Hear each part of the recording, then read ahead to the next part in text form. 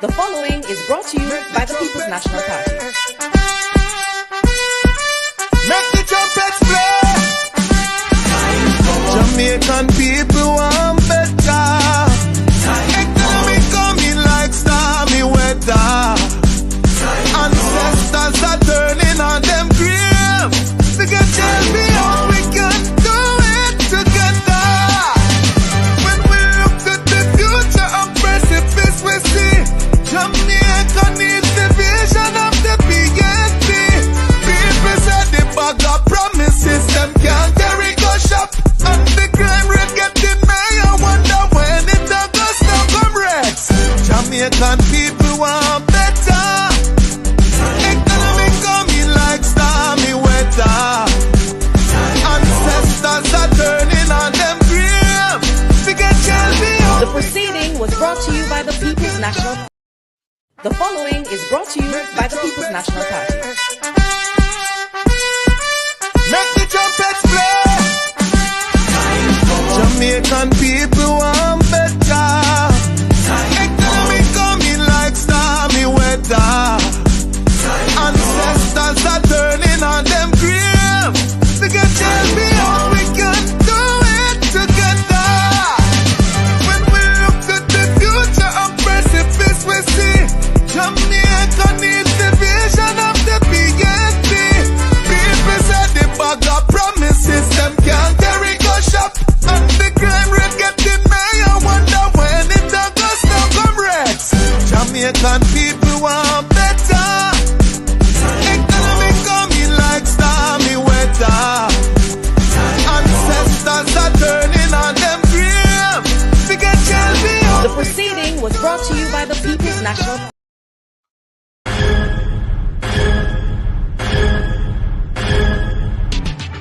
Jamaica Diaspora Crime Intervention and Prevention Task Force, in association with the Global Jamaican Diaspora Council, presents on the 26th of July 2024 Jamaicans and Friends of Jamaica. Join us in conference as we speak against corruption, crime, poverty, failed healthcare, poor education, and injustice in Jamaica. This takes place on the 26th of July at 1320 Ellesmere Road, Ontario, Canada. This conference starts 3 till 10 p.m. Guest speakers on the day: Wayne Lonesome, Will Rattigan, Mystic Sensation, Herb Nelson Jr., Aromatic, Sister Maria, Jamaican Carlos, Dr. Rupert Francis, Jeffrey Tavares, and more. This is going to be a very important event for all Jamaicans and friends of Jamaica. Don't miss this event if you care about our country. Jamaicans in the diaspora, we can make a difference.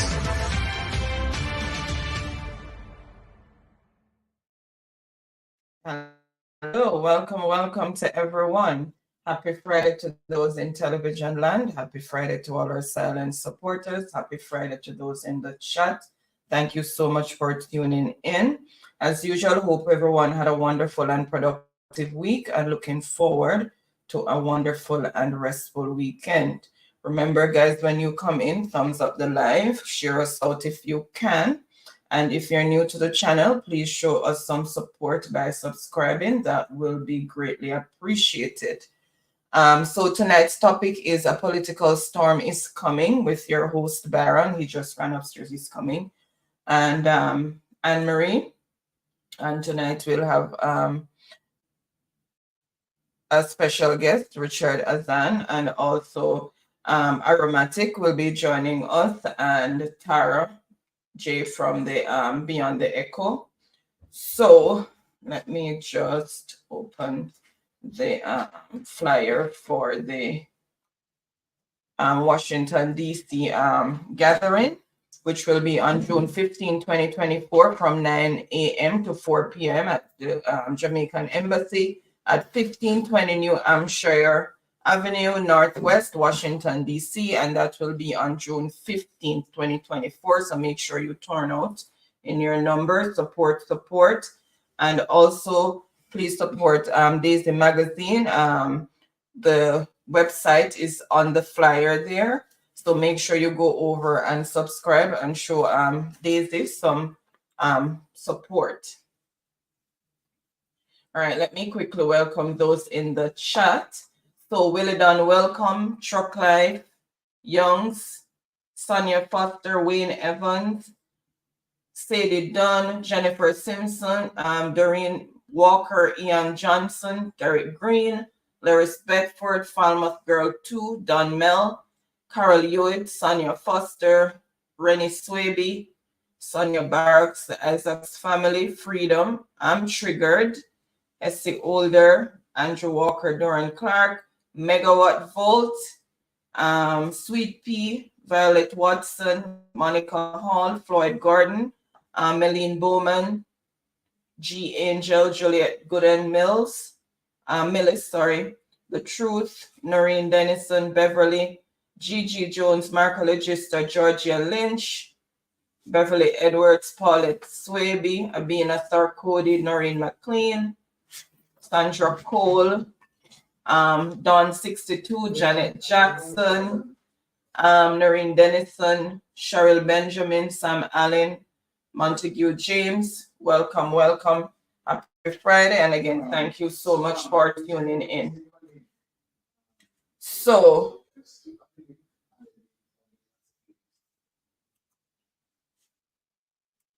guys, again, thank you so much for tuning in. Really appreciate each one's continued support. Kyra Hoshing also joined us, Merville McKay, Janet Letts, welcome, welcome. So without any delay, let me just hand over to Baron, who will start the discussion. All right. Welcome, Noreen. Thank you for that, wifey, for that lovely precursor as always.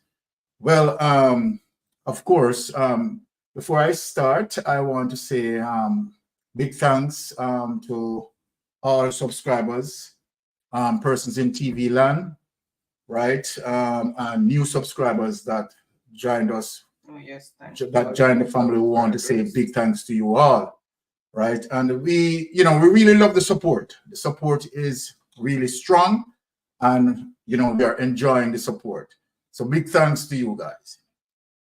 Now tonight, in studio, we are going to have one of our most loved politicians, right? That will be visiting us in studio. So we'll be having Richard Azan here in studio, and he will be coming in within the next half an hour. So we are going to use the next half an hour right before Mr. Azan touch this the studio. I had just confirmed with him, and we are positive that Mr. Azan will be coming on right within the next half an hour. All right.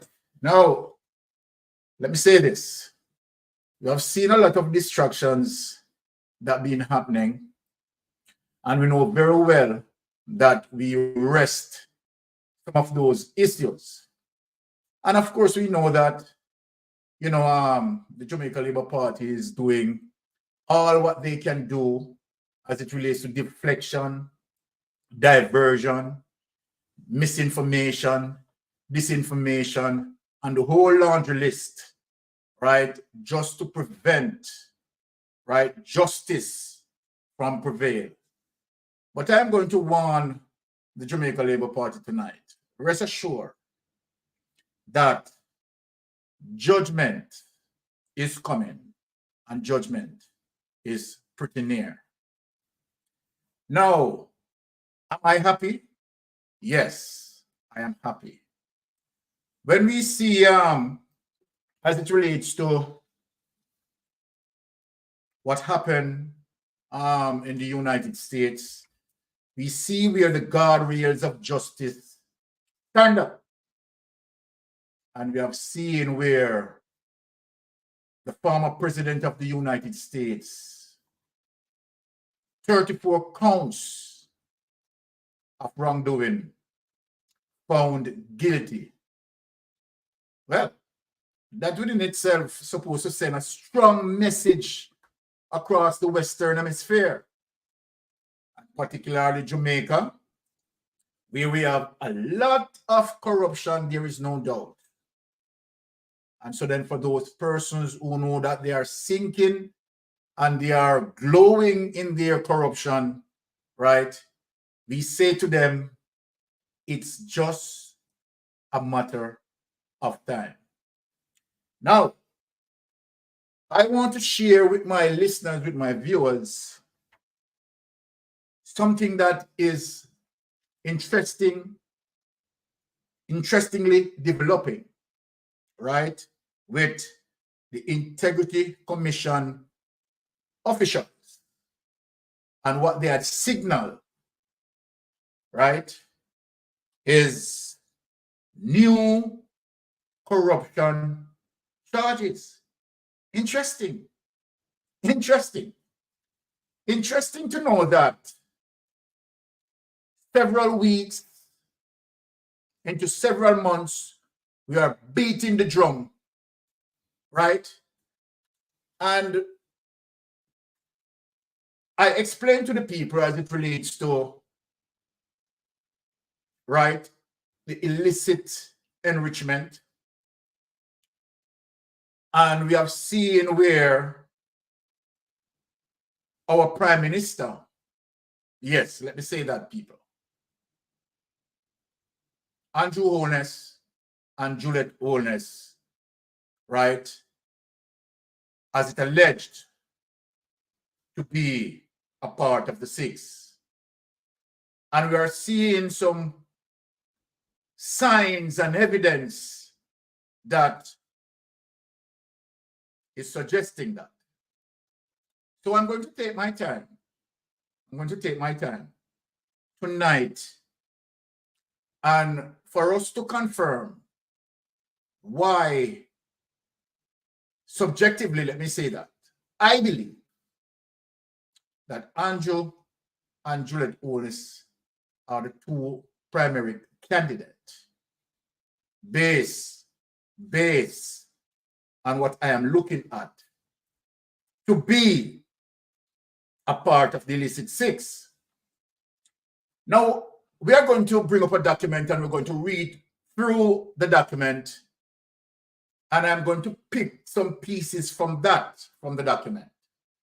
Yes, to show you that the Integrity Commission investigators are looking right flush and center where the onuses are concerned. Let me go through the evidence, because you know that when we speak from evidence. When we research and bring forward the truth. Now, so the first document that I want to share with us all, and I'm going to dissect it for all of us.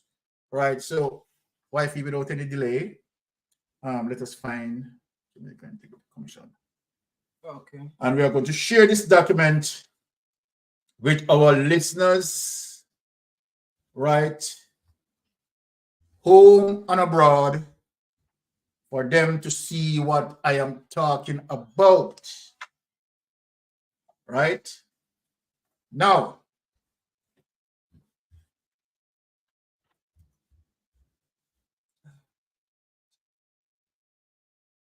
all right, so we are coming up with the document, right, just to share it to you all, and we are going to read it. We know very well that for them and those who are trying their best to keep the DPP only showing signs and signal of how corrupted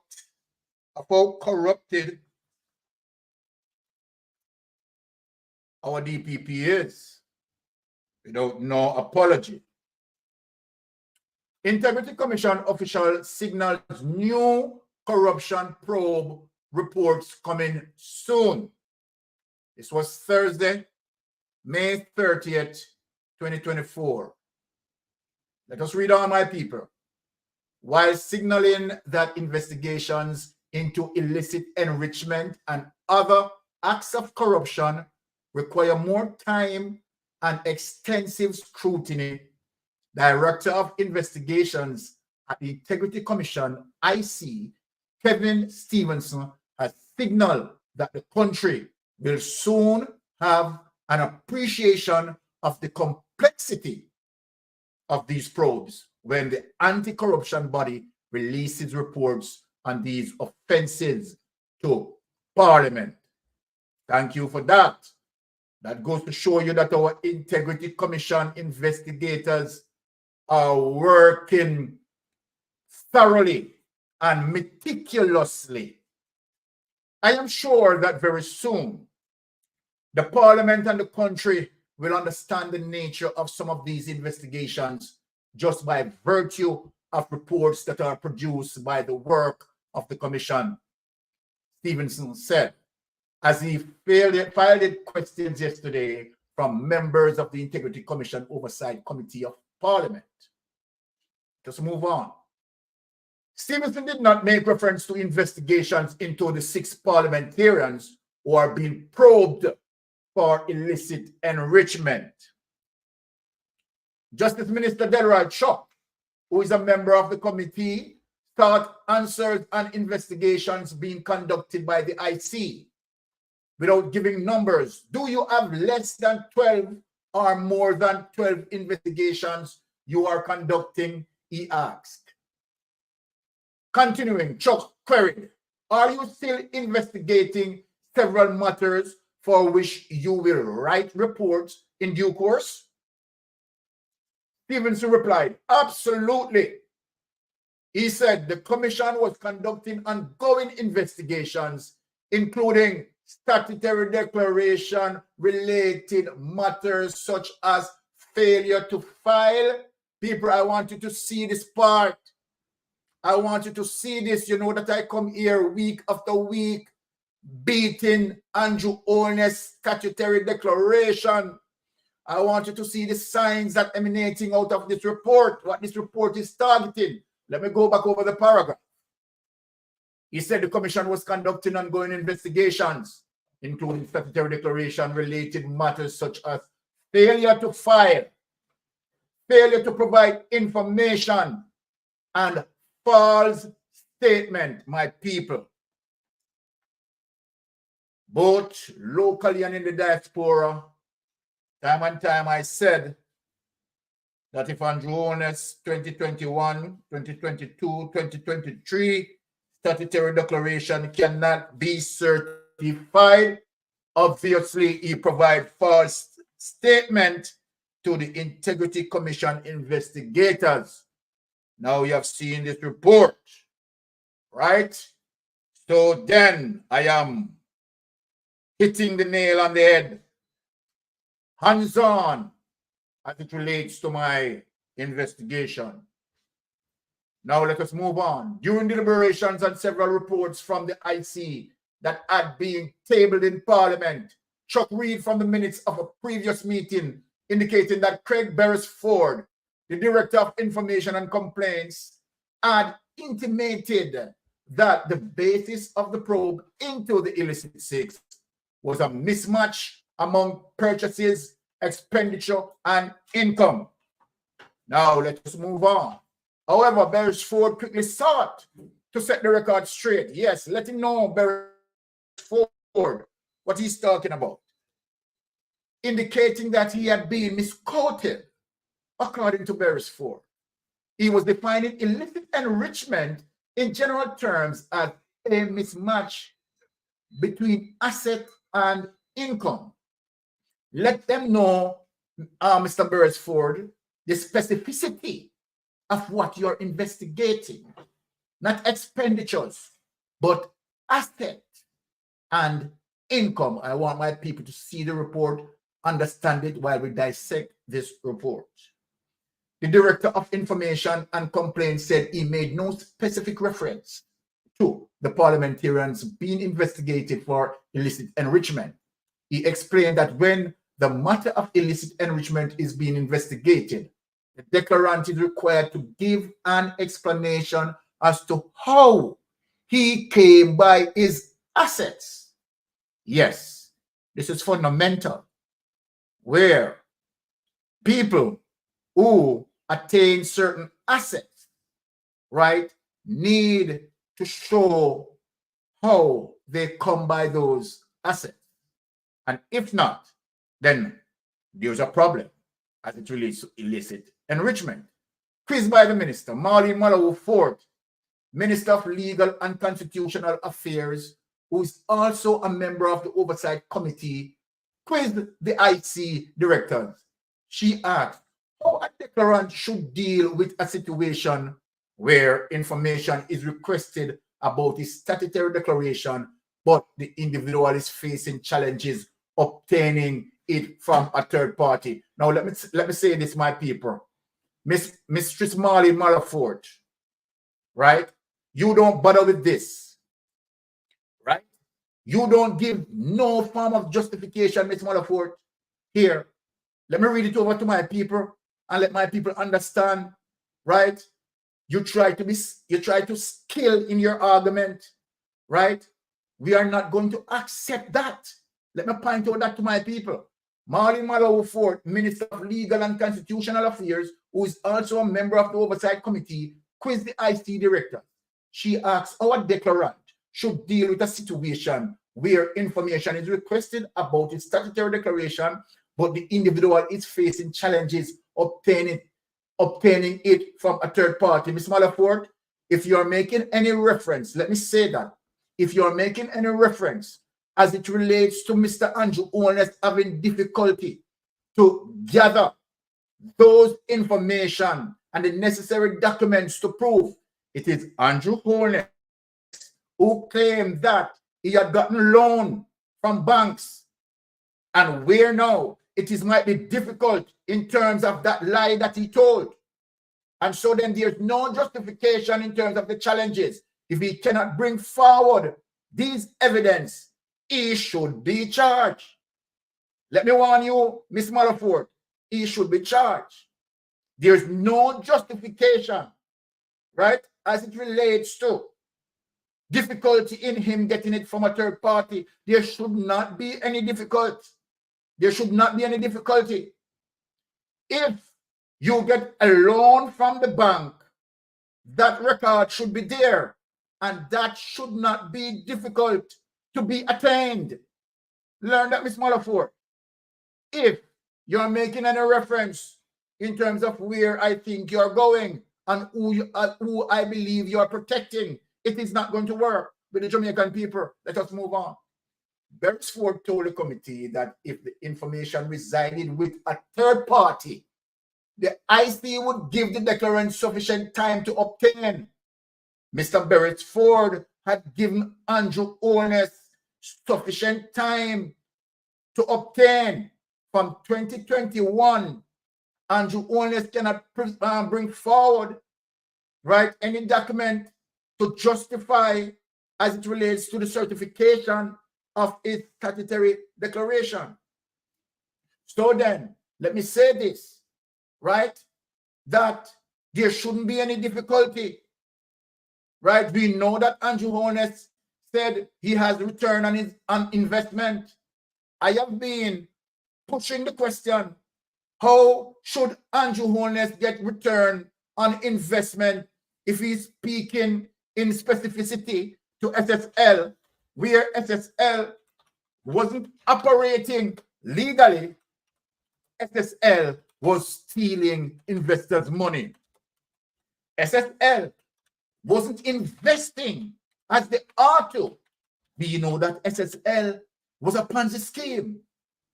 So then Andrew Holness has to explain, right, that to the Integrity Commission as it relates to how could he had gotten, properly speaking, return on his investment.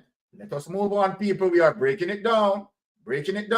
Commenting on the issue of certifying the statutory declaration of public servants and parliamentarians, Beresford pointed out that when he was satisfied that all information, as best as possible, had been provided by a declarant, then he would recommend to the commission that it issue a certification.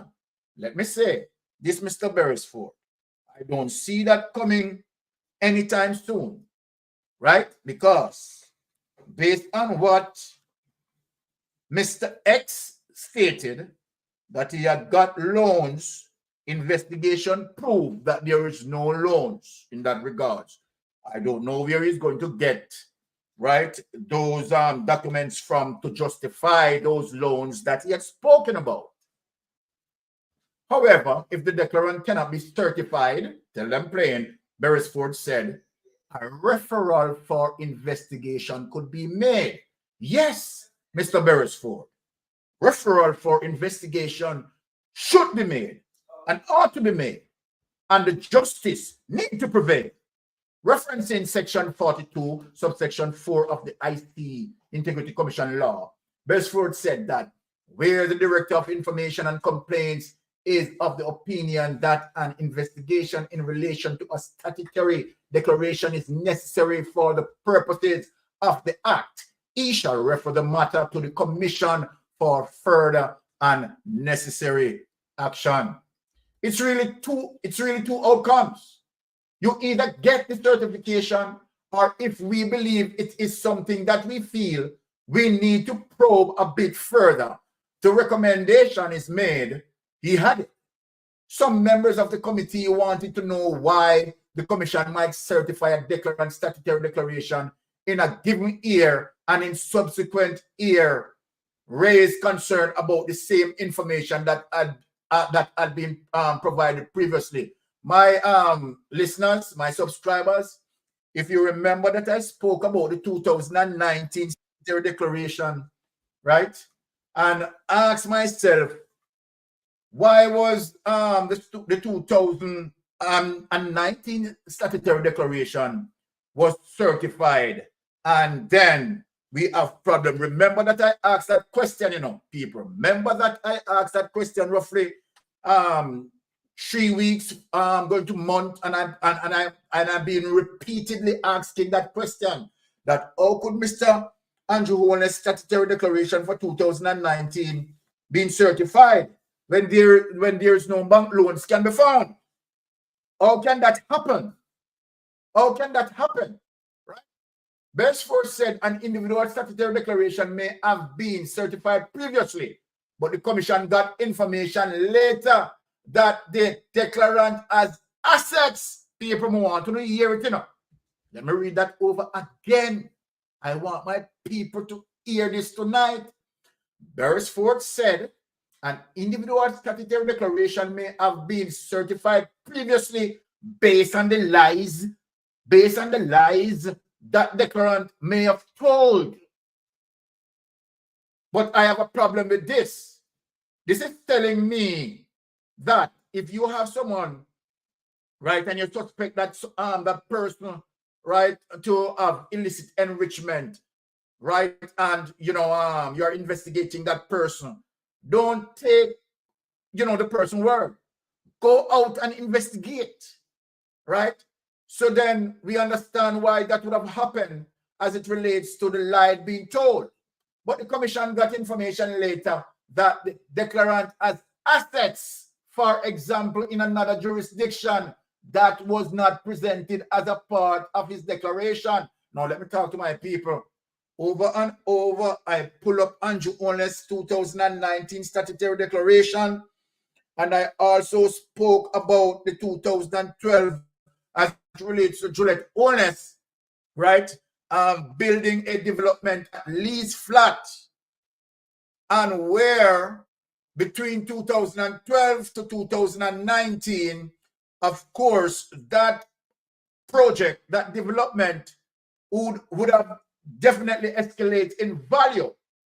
Now we caught Juliet Holness in court, and Juliet Holness was telling the judge that her $800 million apartment in 2021 was in trouble. Now I am asking the question.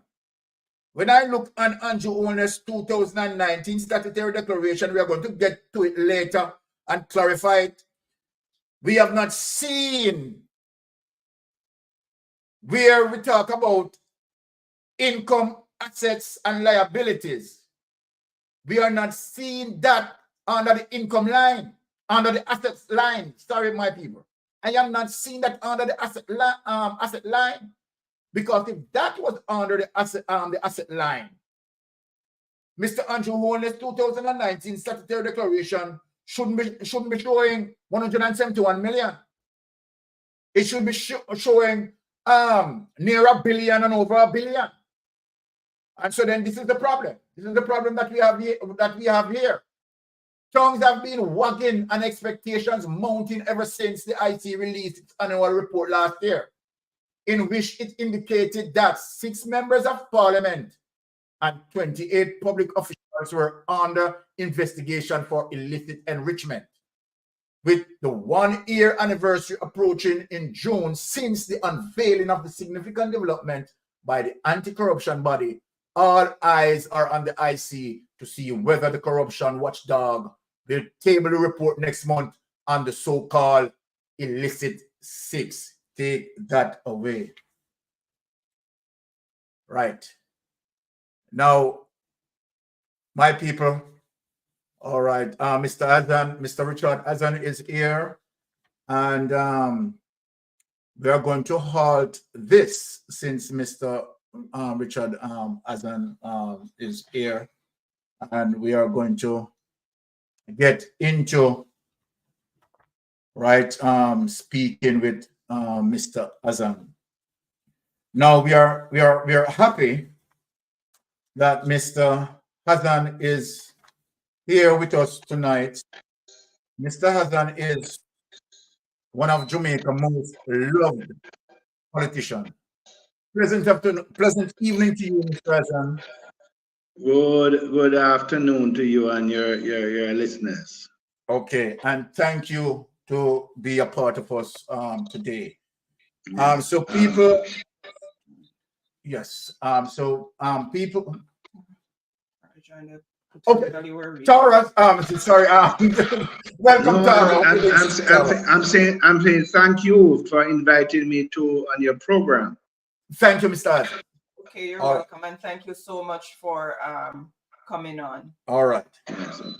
And so then, all right, we are going to have some dialogue with Mr. Azan.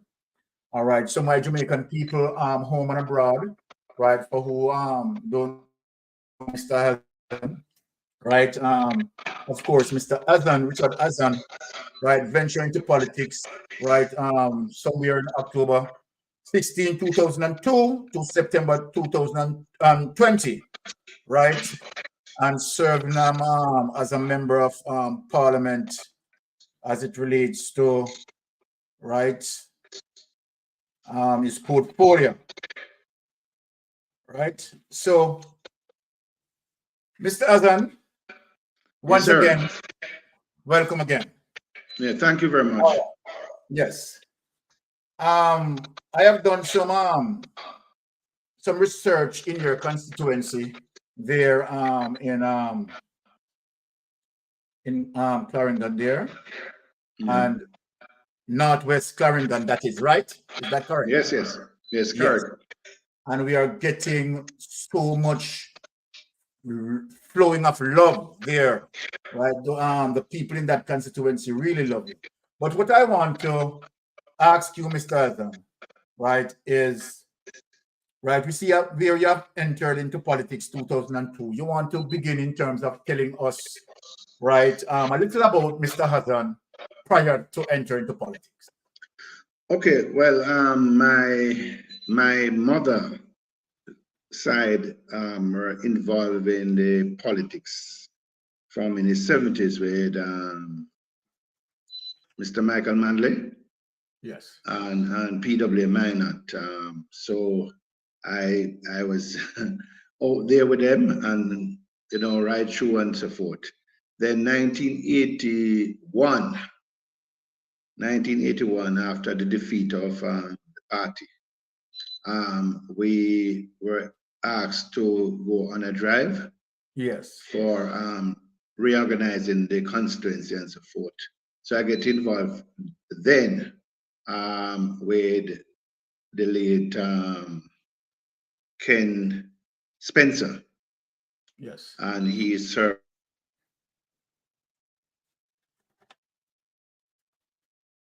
becomes the chairman for the constituency.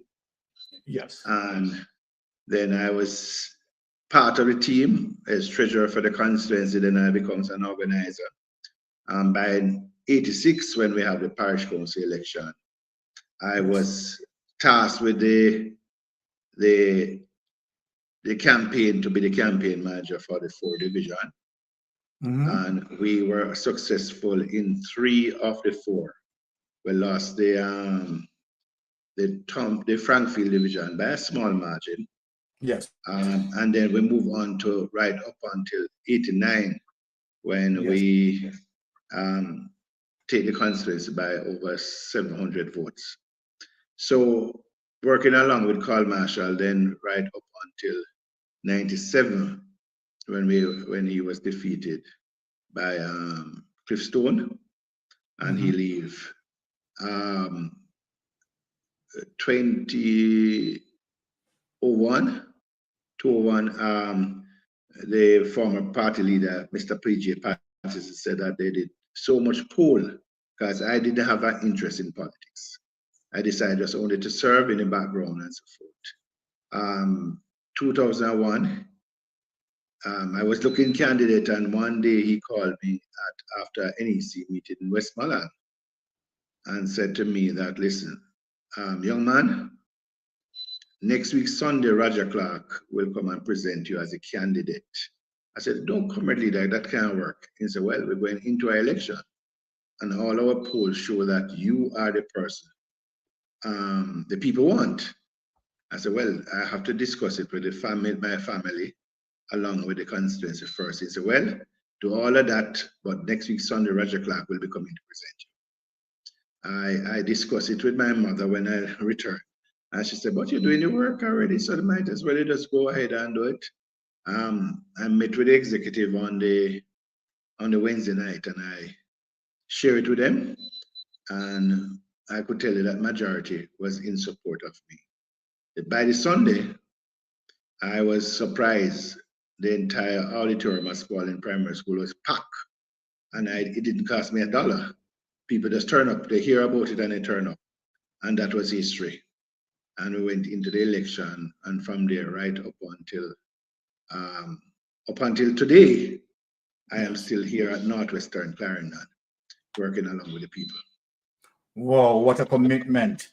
And that goes to show, right, that sort of community love and constituency love in general that these people have for you, Mr. Azan, as it relates to them, turning out. Well, I should share with you that during a period of time between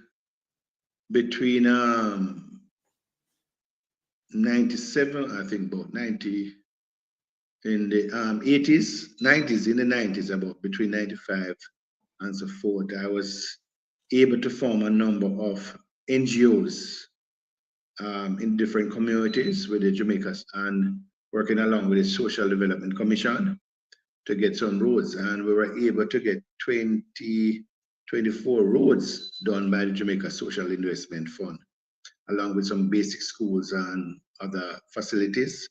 And I think that was one, I think, that caused my whole thing, that where people just did gravitate to me because of I was all across the constituency at different community to get their roads and their basic school done. Exactly. So and this goes to show, Mr. Azan, how social interaction with your community and with your constituency is so vitally important where that is concerned, right? When you have that sort of social interaction. But that goes to my next question. Let me ask you, because you have run successful campaigns between the period of 2002 to 2016. I want you to tell us, what were the strategies and the political measures that captured those successful years?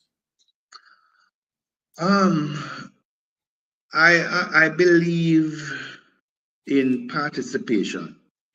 I believe that elected representative shouldn't just get up and just do things without having consultation with communities. I think the people must have a say. And part of it is that I was able to work along with the schools, I work along with the churches, I work with youth clubs, I work with those who are not involved in any organization. And wherever the call is, I was able to be there to share my vision along with their vision, and for us to work together to see how both vision could work and fit in. That is so wonderful, Mr. Azan. This goes to show when you're driving, right, the mission of inclusion as opposed to exclusion. So you include everybody, whether the person is GLP, whether the person is in whatever P the person is. You don't see party lines. You're talking about a total inclusion, and that is wonderful as a politician, using that as a political strategy in terms of being inclusive. So that is very, very much wonderful. Now, in 2020, your campaign, was not successful. What were the reasons for that? All right. The election of 2020, we have COVID. We lost the election. If you look on, not on the rejected ballot, but ballot by ballot, we lost the election by about 40 votes. Yes. And one other thing about it is that I always believe, and I always say to the workers, that this thing about you win election before the ballot is counted, that don't work. You have to get out all of your voters, and then you can be able to celebrate and say you have won an election. So I think part of it is that I know a few polling stations, persons turn up to vote, and because of the long line and all of that, a person have to go back to work. Some person were afraid of the COVID. Some of the senior citizens, matter of fact, some of the young persons didn't turn up to vote, or they go to the polling station because the line is long, they return. But also, some of our supporters feel that the present member of parliament, nobody know him, and therefore I would be the winner. But at the end of it, it is not so.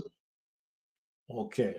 All right. Well, I mean, a lot of persons in the chat here. We have over 700 and something in the chat, and majority of persons in the chat are giving you that love that you deserve, and they are all confirming that you are a hard worker. So thank you for that. So I'm going to have to dig a little bit deeper here, Mr. Azan. I should tell you, see, yes, and your listeners, I was sharing with somebody from Heart today that in my earlier, about 2012, 2013 there, I remember visiting Alston High School. And when I visited the school, there were some children who were going to the practical area. So I said, what practical area? So they said that it was in the woodwork department. So I said, okay, let me take a walk to the woodwork department to see what your people are doing. When I went in there, the machine that were in the school were there from the school was constructed. I remember saying to the teacher that, listen, I don't understand this, what the children work on. And he said to me that, Mr. Azan, there is no equipment. I leave there very confused, because I said if a child went to a practical area, they want to do some practical. So I think about it, and I remember that we have the CDF allocation, and I said to the CDF officer, listen to me, we have to find some way of fixing some of these problems. And I called the principals for the the high schools in Northwest Clarendon, that is Alston, Alphonsus Davis now, Edwin Allen, Thompson, Claude McKay, and Knox. And I said to them that, listen, what I want you to do is to tell me the areas that the children gravitate to, the practical area. And out of the allocation that we receive for the constituency, I said, all right, I'm going to put 500,000 per year to those practical areas. And part of the system was that we could able to have the children were able to use the facility in the day and the community in the afternoon. And it worked well. Where we used to have a 0 pass to CXC, we have 100% pass in all of the schools. That's great. Yes. All of the schools. So by the time of 2019, almost all of those schools received from the CDF allocation maybe 4 million or more of to improve a practical area. So every year, whether it's a home ec, whether it's a welding, whether it's auto mechanic, cosmetology, and so forth, Thompson was able to start to train persons in barbering. And I was sharing with them this afternoon that I remember we did a program with the communities, and we have 200 and I think it was about 240 young people were in training, IT, woodwork, electrical, and so forth. Most of them were certified electrical when they were certified. Some never come from Northwest Clarendon, you know. We have persons come from as far as Medstone, Porus, because they didn't have that facility there, but they come to Northwest Clarendon to get that. We train 28 persons into early childhood program. At the end of it, all of them today are a teacher today in the early childhood program. In Thompson, and this is my favorite one, is that all of those young persons who were in the foods are today in some of the top hotels, Sandals, Rio, and all of that. One of the young men sent me that he's now the top person in the bakery doing pastry. So these are some of the successful stories that I can tell people about. Well, you know, it's so wonderful that, you know, you're here and you are speaking this, right? And, you know, people are hearing you, right? We have more than 4,000 people listening to you right now. And I'm glad that you're disseminating this information so that people can make a formal decision, right, when the time comes, right? Your political representation, right, just, you know, from, you know, research and just hearing you saying it, it's so rich as it relates to political representation. And that's what politicians need to do.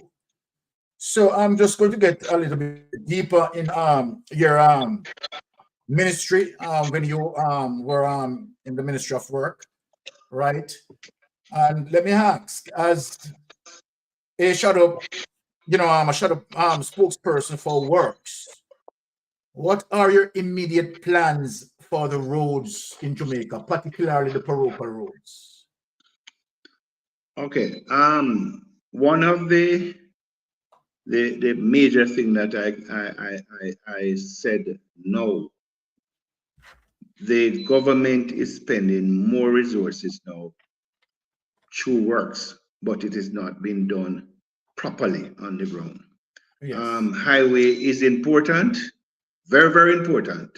Yes. But when you come off the highway, you go into community roads. And if the community roads are bad and you have pretty highway, it just don't work out. So part of the thing about it is that we have to go back to the days when we do both things. When Prime Minister Simpson Miller was there, and we do from Ferry to Miami Bay, we were spending also money on the local roads. were able to develop a number of local roads across the island. In every parish, you can identify that we're working. As a matter of fact, in every constituency, we're able to be doing some work, doing the small road, whether through the G program, because the G program worked very well. Each MP were given an allocation, and they were able to identify small parish council roads, working along with the parish council, that you could open up those communities. It is something that you could, when you go into some of these communities now, when you do those roads, and you look and to see the type of development that take place. We need to go back to that days. Yes. We need to go back to that, because if we don't do that, what we are going to do is that persons have car can't reach home because they don't have no roads. Definitely. Right. Totally agree with that. Aro, you have anything to ask Mr. Azan? Or you want me to proceed? Yeah. Where that is concerned, he is right. Yes.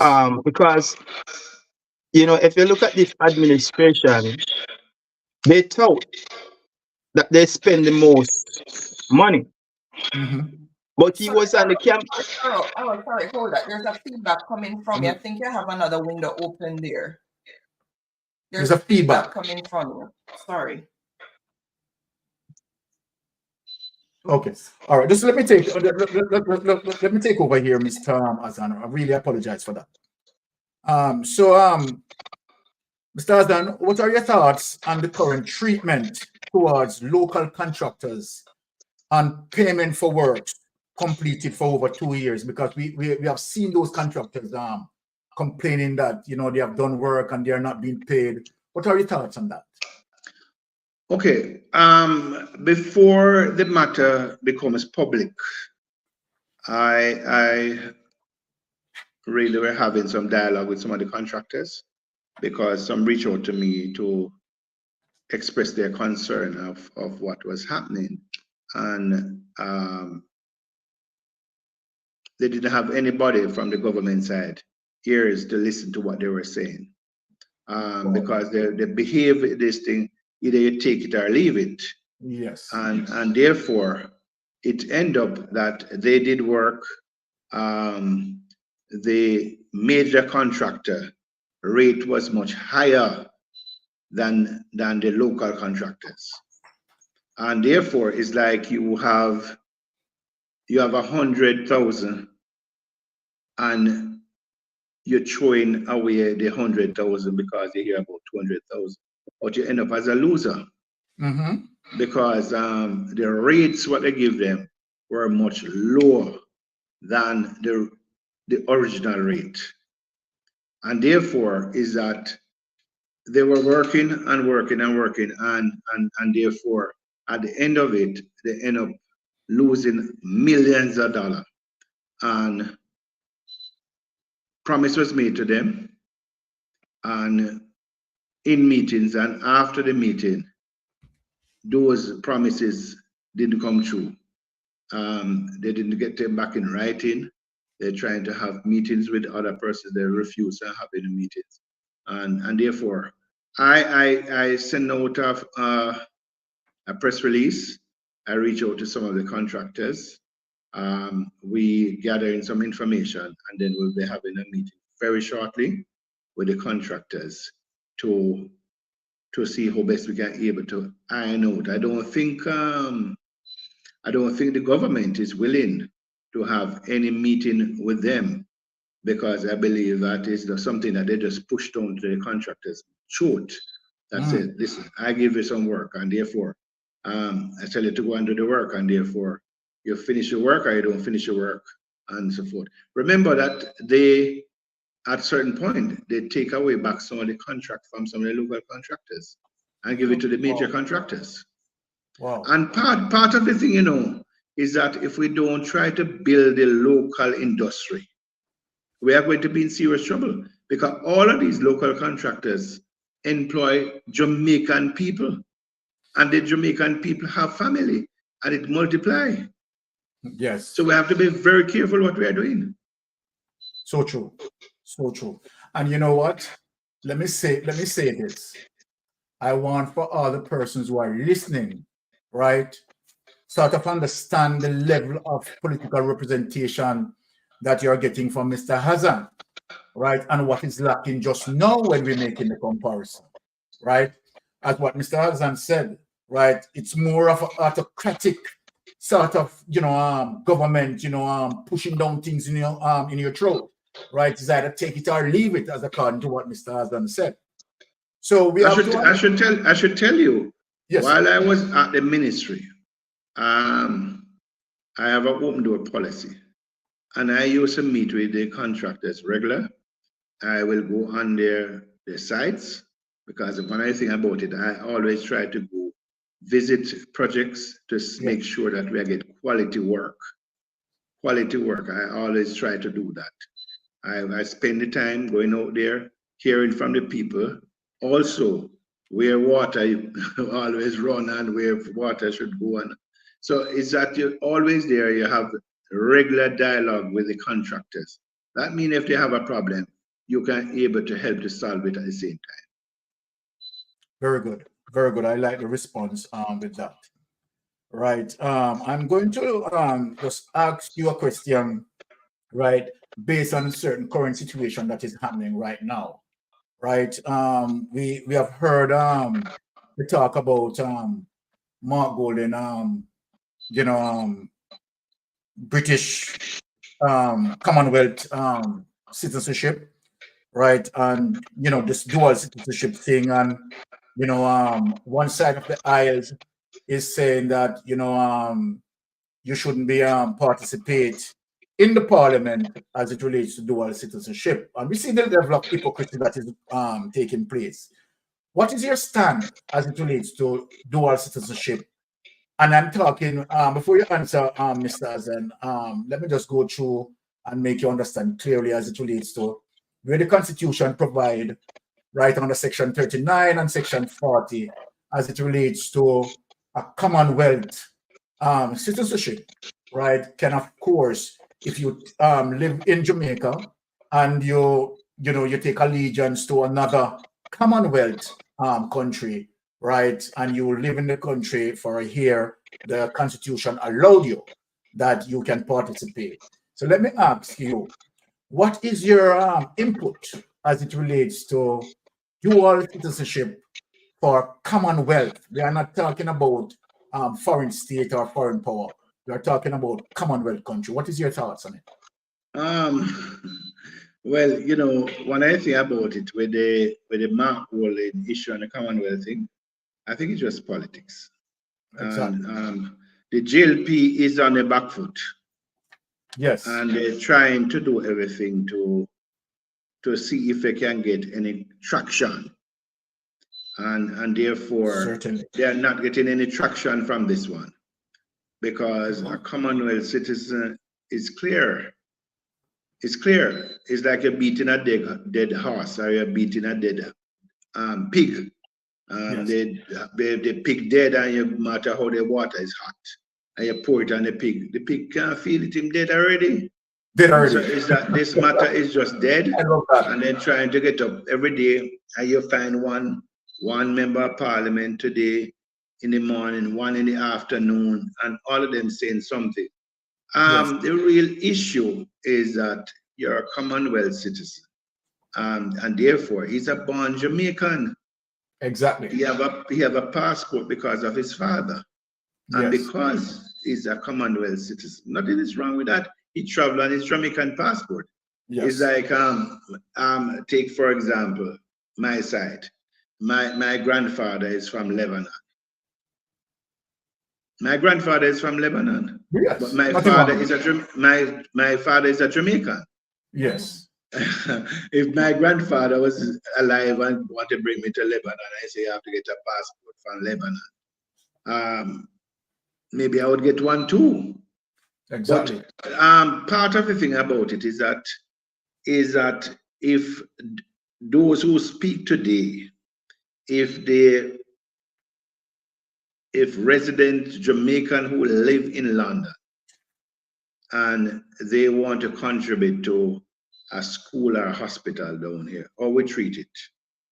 You, all of you who live in overseas now, make contribution back to Jamaica, because if you go to the Western Union, it's not the people in Jamaica send money to Western Union, it's the people overseas. Exactly. So we have to be careful how we just try to push the argument, because it's that we just want to play politics. There are bigger issues down here to talk about than a passport of Mark Wallet with a Commonwealth. Certainly true. Certainly true. Well, we have other members on the panel here. Aro, you want to speak on that issue? Anything to say? I'm just saying that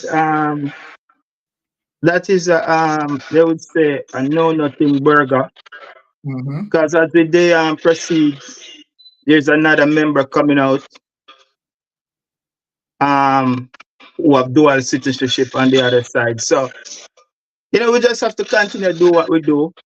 Yes. We can't make the Jamaica Labour Party, push the narrative, you understand, of what they want to say. We have to continue to make that argument that, it's just rhetoric, throwing something and expect it to stop. But I don't know what is happening. I'm getting a lot of feedback. I don't know if from your side, but I'm getting a lot of feedback. Yeah, it's more from your side, Aaron. Yeah, it's more from my side. So maybe I'm just gonna have to log out. I don't know what's going on. All right. Log out and then do it all over again. Turn off everything off the computer and then start again. No, I don't have nothing. I don't have anything on. It's just my phone. So maybe I'm just gonna have to just log out and watch the show. Okay. All right. Sorry about that. Okay. Tara, you have anything to speak on as it relates to what we are talking about, dual citizenship? We just want to rest this argument and move on. Blessings and love. Hi, Mr. Azan. As you pointed out, it's much to do about nothing. Yes. And at this point, the Jamaica Labour Party is in a bind. So anything that can create a distraction, that is what is going to happen. Are you hearing a feedback? Because I'm hearing a feedback as well now. Still hearing the feedback. So I wonder if it's just the phones, because when Mr. Azan is talking, we're not getting it. So you're talking from a phone, yes. And you have maybe other things open, so that is the situation there. Yeah, finish your thing. Yes, so I was saying that it's much to do about. It's much to do about nothing, and the state that they're in now, anything that can create a segue, anything that can create a distraction from all the things that are coming to the fore that people are disgruntled about, they're going to take that. You understand me? Because we know other people have dual citizenship, and people prior to that who are in the current party, they did not have a problem. And the thing is that if they had dirt on Mr. Golden, they would have brought that to the fore. But they said drowning man catch after straw, don't it? So that is where they're at right now. All right. Thank you for that input, Tara. So Mr. Azan, as a government that we believe in what we call meritocracy. And so what are your thoughts on this present government, right, placing their G2K operatives and persons not having the requisite skill set or experience, such as the technocrats who have been in the work and housing ministry for years? What are your thoughts on that? My whole thought on it is that what I see the present government have done to the civil servant of Jamaica is a disgrace. Persons who have the skills, people who have the knowledge, people have the know-how, you are sidelining them to put in your political people. And part of the thing, brothers and sisters, the reason why the government can't get a number of things done, because they put some people there just to collect taxpayer money and not to get the things them done. If you look on even the social housing that the Prime Minister boasting about, you drive it from Kingston to deliver one house in Northwest Clarendon. One. Since 2016, or since they have the inception of the social housing program, I can tell you in Northwest Clarendon that there's about 4 or 5 houses built. That's just foolishness. Exactly. Because when the whole thing, what we used to do is that they always ask that, listen, you have contractors in the parish that you can able to give them the contract to build the houses.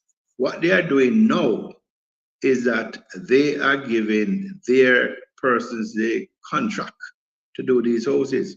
So is that what they do now is subcontract again. So the poor subcontractors them cannot able to survive because what they're giving them to do these houses can't work. But if you go into the department, government department, they pack in these departments with some of these G2K or those who connected to the JLP.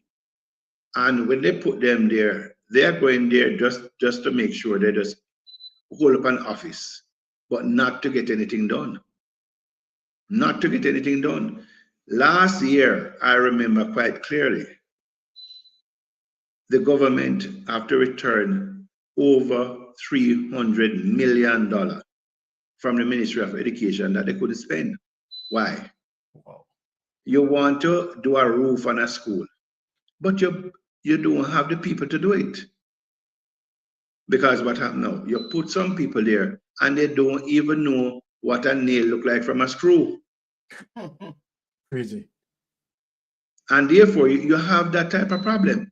Each year, you have this large sum of funding returning to the Ministry of Finance because you can't spend it, because they have people there, and those who they put there don't know what to do, because what they do is sideline all the technocrats. And whether they're PNP or JLP, they go there and see them. And they just go and say, boy, these must be PNP because they're there all long. You can't operate like that in a country. Crazy. I don't call it crazy, I call it madness. Madness, yes. Yeah, madness. I do agree with you. You know, all right. So relating to the previous question that I asked, what will the incoming PNP administration, with you, right, being the work minister, do to have those who have the requisite skill set and have been sidelined to bring your portfolio, right, to an expeditious turnover of deliveries pertaining to infrastructure work, right, back to their rightful place? Okay, well, the first thing, if I am placed back at the Ministry of Works, is that I'm clear in my head that I know that there are persons there from long time who understand what a pothole looks like. Yes. From a manhole. Yes. Is that you would have to make sure that you call them in, have a frank discussion with them, and let them understand that you are here for action. Exactly. Not for talking, not for a person to sit around decks. The works portfolio is not a jacket and necktie.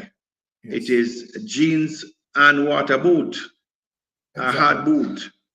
So is that you have to find those workers in the department who you can able to get a drain clean, a road to repair, a bridge to be constructed.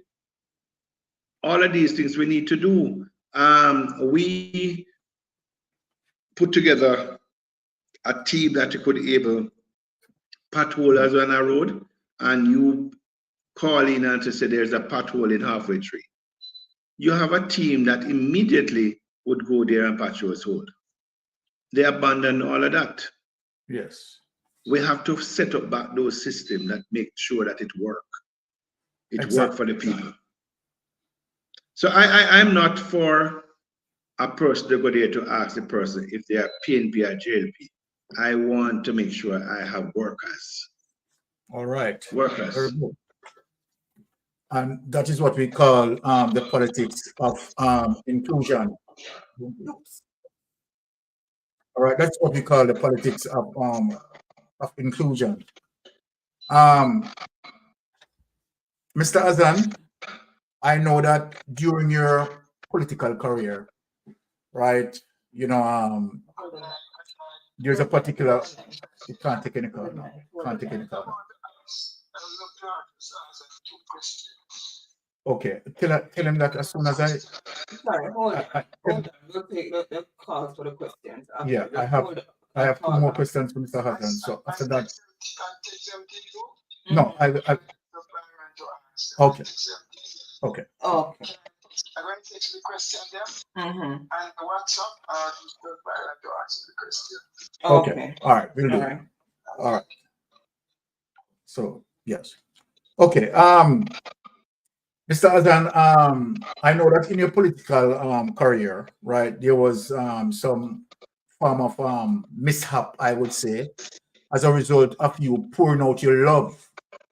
And I just want people to understand the gravity of the situation as it relates to what, you know, comparing to now what we are seeing as it relates to illicit enrichment. And in comparison to what you have done in terms of, you know, providing shed, right, for people who need those sheds, right? And we see that the government, the opposition at the time, right, took offense to it, right? I'm going to play a clip, right? And we just want you to just give us a little brief detail on the matter since you're here, right? If you don't mind. Could you play that clip so that Mr. Azan can see that? Okay, hold on.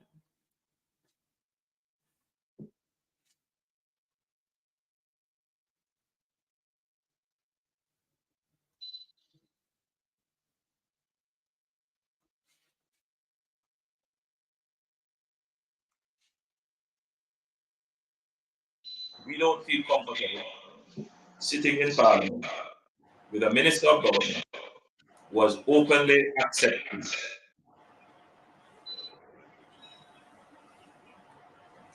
responsibility, who expresses no regret for the act, where a Commission of Parliament has confirmed that the act is corrupt and has referred it for prosecution, and that minister shows no sign of wanting to resign, or the Prime Minister showing no signs of moving to dismiss the minister.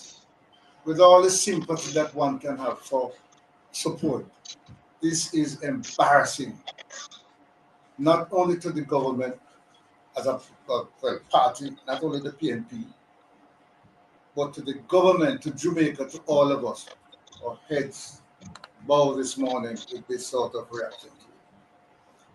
So we have to take firm actions in this regard.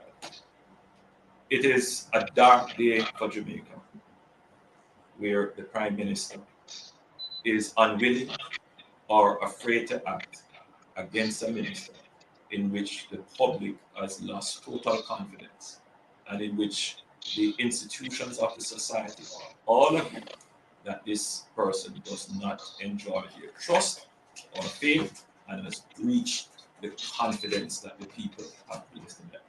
I believe that this has the potential, if it continues, to bring down the entire government. All right. Say goodbye to old, costly cable TV once and for all. This revolutionary invention gives you access to your favorite channel. On the matter, as what you know, that is Andrew Holness that are a duppy. You look like more like the duppy. But before you speak on it, let me just give you a precursor here.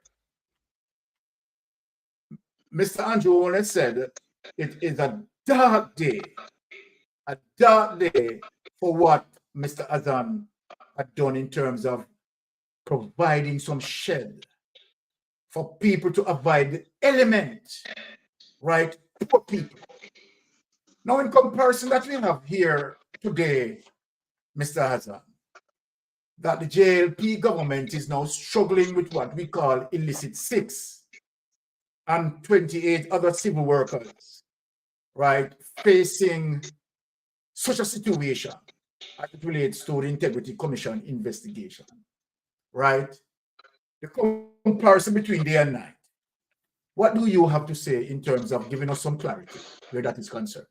You know, each time I see this clip or I remember the case, I said, boy, when politicians open their mouth, we must be very careful what we say, because we don't know what will turn on us. If Andrew Holness watch back this clip and feel very comfortable as Prime Minister, he should be ashamed of himself. With all what he, as the leader, the Prime Minister of Jamaica, sit and watch the corruption.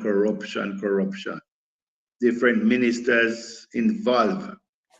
They put their hand in the cookie jar. The thing that happened at the Spalding Market, let me explain it over and over. I remember when we were doing the work there on phase 1 of the market. There were women, and I would say my sister, my mother, my daughter, my family, they were on the tarpaulin. If it's rain, they're out there wetting and all of that. I said, you know what happened? Let us build some little shops and everybody could be able to lock their things away in the afternoon. We have meetings with them. They all agree. I raised the matter with the council to see if they could find the funding. They said they didn't have the funding. I said, okay, if a private person were able to put them up, you will take them over, and therefore you will be able to repay back the contractor over a period of time. They all agree. The evening of the opening of the market, the same vendors were there present, and the commercial manager were present. He said because the time was late, if he could get somebody to do the registration for him. The vendors recommend that my secretary was the one who would do the write down the names, and they would come back and do all of that. The parish council, it is on record. The parish council at their meeting, you know, Pauline Reynolds, who was their councillor for Racecourse Division, move the motion, what fee they should charge each of the person who occupied the shop, you know, a JLP councillor, you know, seconded by another JLP councillor. You understand? Yes. When we have the meeting with the contractor general, and if you notice from the fire him, Derek Harris, nobody hear anything more about him, because it's unfair. When the lawyer Abe Dabdub asked him, Mr. Contractor, what you are investigating, he said that he received a letter. Mr. Dabdub asked him for a copy of the letter. He said that it was an unsigned letter that he received. He said you can be in investigation, an unsigned letter. When we produce the minutes from the parish council, all the minutes, all the things were discussed and so forth, he said that he have them already, so he don't need them. The report from the Ministry of Local Government showed that the local government ministry never spent $1. Never spent $1, you know. So taxpayer money was not involved. So it's like you could go there and you build something in there, like what you have at Coronation Market or in Mapen Market, where people just go build up a stall.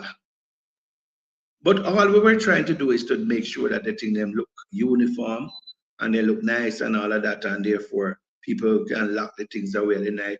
If you want to stay at 6 o'clock or you want to stay at 5 o'clock, you can able to have your thing well secure and so forth.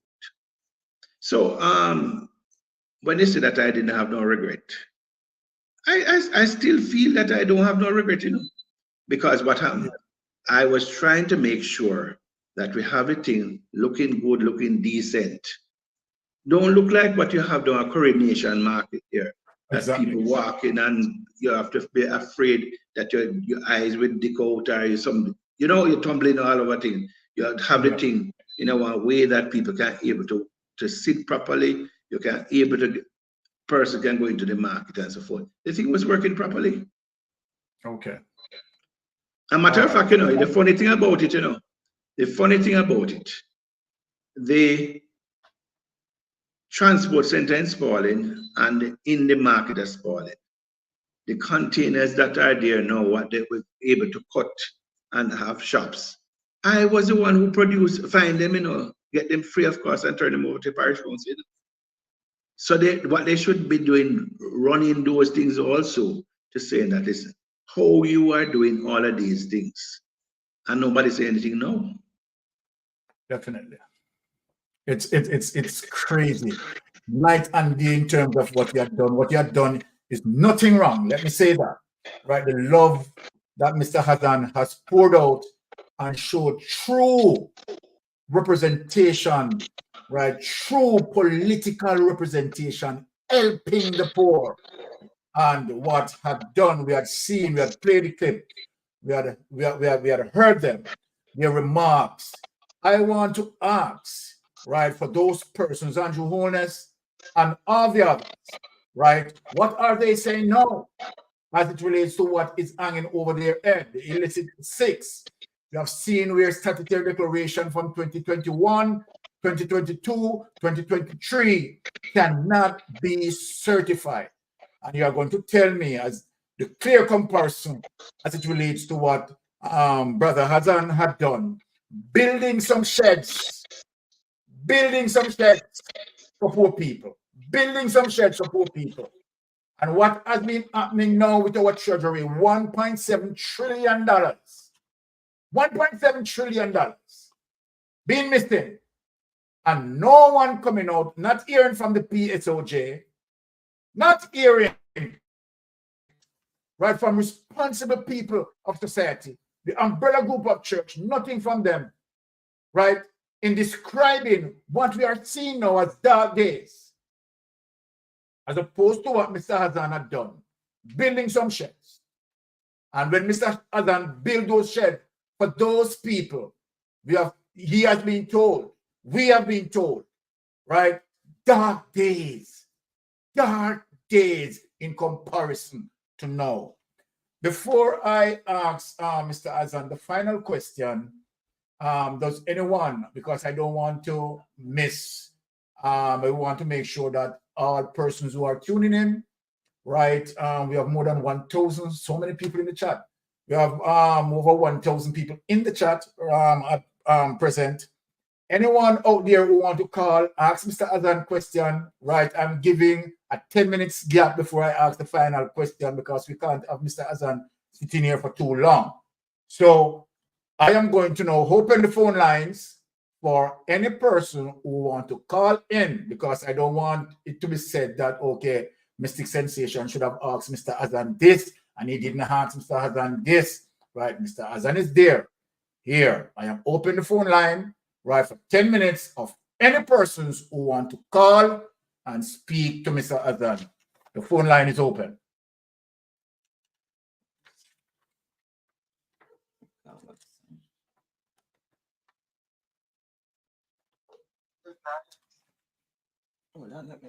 All right.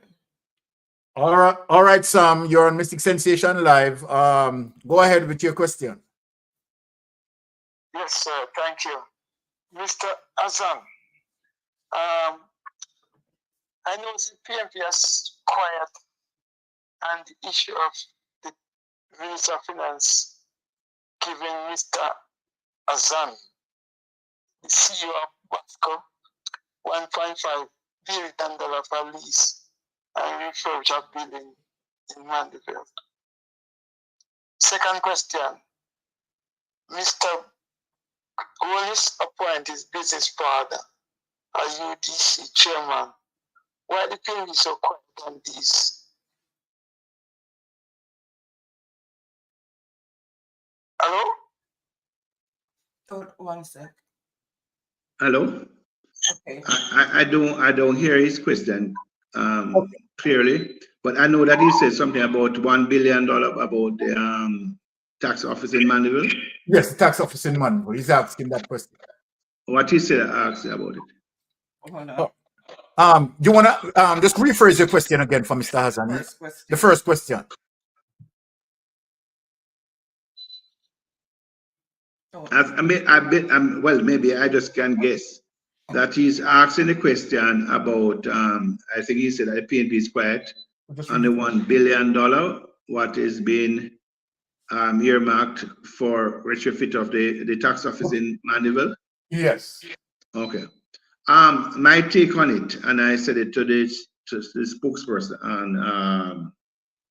on finance, Mr. Julian Robinson, that $1 billion you could be able to build a tax office and you have money leave. I do not support it, and I will not support it. Don't tell me that we can find land nowhere to build a tax office. Exactly. We can find lands. We have lands even at Williams Hill. You don't have to build a tax office in the center of the town, because the town is jam-packed already. What we need to do is move away from the center of the town and move out, and therefore we can able to build a tax office. We cannot, as taxpayer, I do not support it. I do not support it. Okay. The second question was so we have it. We're going to rephrase it for you. Sorry. So the second question is why is it the PNP are so quiet about Andrew Holness' business partner, who is now chairman of the UDC? I don't believe it's quiet.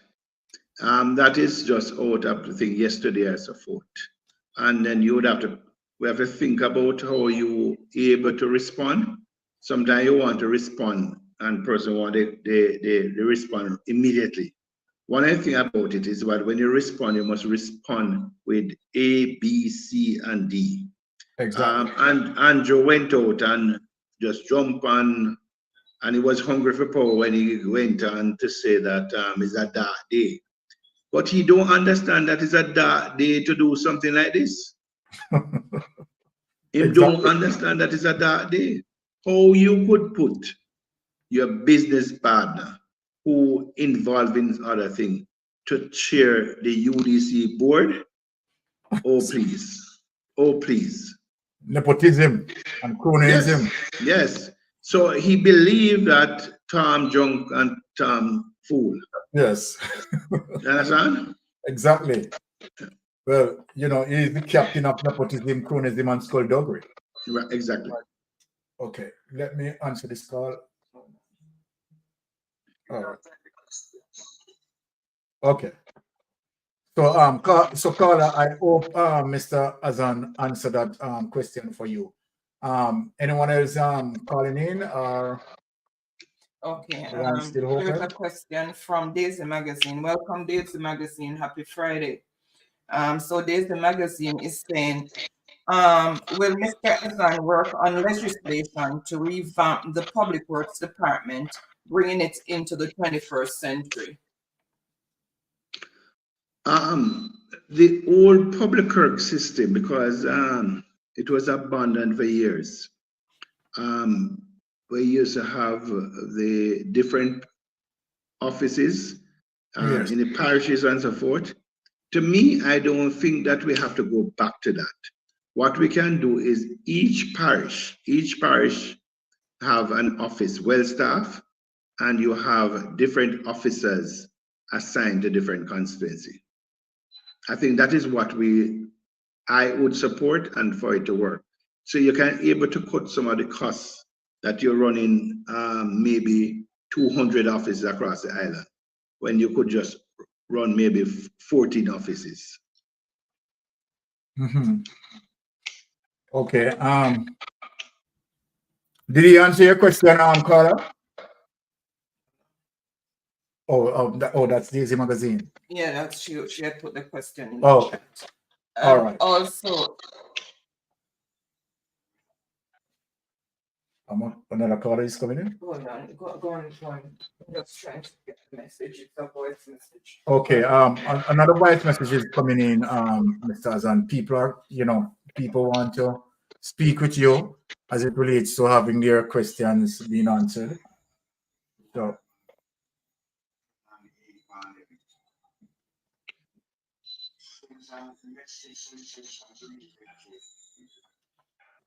And you have the phone this.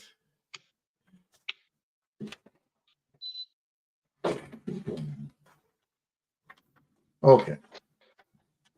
All right. So if anyone don't have any further question, I'm going to ask Mr. Azan the last question for the night, and then we venture into our program as usual. So. Good night. Yes, caller, you need to turn off the device in the background.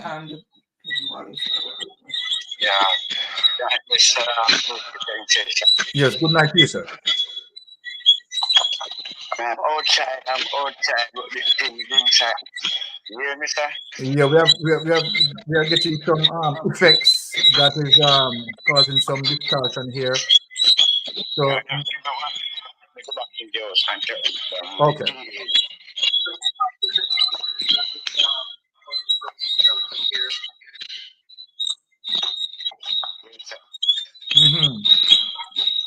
I'm still having those effects. Do you have another window open?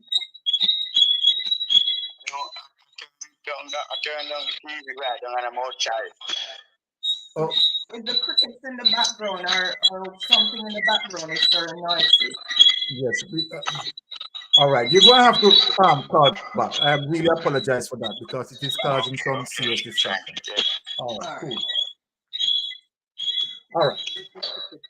So we are going to move with the last question, Mr. Azan. Right. Okay.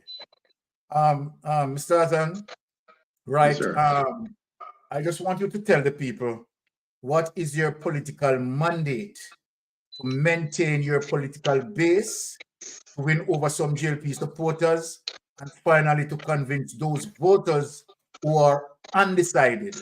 Please use few minutes to make your case.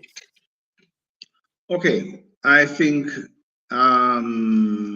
since my involvement in politics in the 80s and since my enter into representation politics, there is one thing that the people of Northwestern Clarendon can count on me. I always tell them the truth. If a road cannot be repaired, I'm going to say that it cannot be repaired. I do not go there and make promises that I cannot fulfill. And therefore, that is number one. I want the people to understand that you will never hear from me coming out there to make false promise. I don't believe in it because I believe if I try to fool people, I'm fooling myself. So I don't try to do that. So I believe in honesty. I believe what the people should get, they must get it. I believe in working very hard like what I did before to change the face of Northwestern Clarendon. Change the face of Northwestern Clarendon. If you go into the schools, you will see the action. If you go into a different community, you will see the action. If you deal with the young people, you will see the action. Because I'm one of the persons who will look out for young people. I look out for the elderly. I look out for those unfortunate people. And when I say unfortunate people, those who tonight don't know how dinner will go on the table. I believe that we have to find a way to deal with those things. So the whole thing about it is that I am prepared to serve and to serve the people of Northwestern Clarendon like what I did before. I am not coming with any false picture or false face. I do not believe in buying people. I do not believe in it. I believe people must have their free right to decide upon the party what they want to support. When I say to you what I intend to do, comparing to, because the truth about it, you know, is that they can compare my management, my time as MP to the management when the 2 JLP or 3 JLP were there, what I achieved over the short period of time to what they. Right now, this present member of parliament are getting maybe 5 times the allocation what I used to get as a member of parliament. I never get $40 million no time for Christmas work. I never get $27 million at no time. It always not more than $10 million. And you were able to see the road clean, all the drains clean. And since then, use my time, compare me with the present member of parliament, that I don't wish to call his name. So wonderful, so wonderfully stated. So let me say that as Mr. Azan is giving you the information and reasons for you to make sure that you put the X beside the head, and definitely comes out for Mr. Azan to support Mr. Azan. Mr. Azan deal with 3 primary things, 3 primary issues. 1, the politics of inclusion, right? Mr. Azan doesn't care whether or not his service is going to be given to whether you're a JLP or PNP. Mr. Azan deals with the politics of inclusion. Mr. Azan, right, represent the politics, honesty and integrity. And the final thing, Mr. Azan, of course, dealing with service and not promises. My Jamaican people, right, there you have it, right, Mr. Azan with us. And I think, you know, we really pleased of having Mr. Azan here, right? I wanted to ask you, Mr. Azan, right? Are you promised to come back, visit us anytime soon?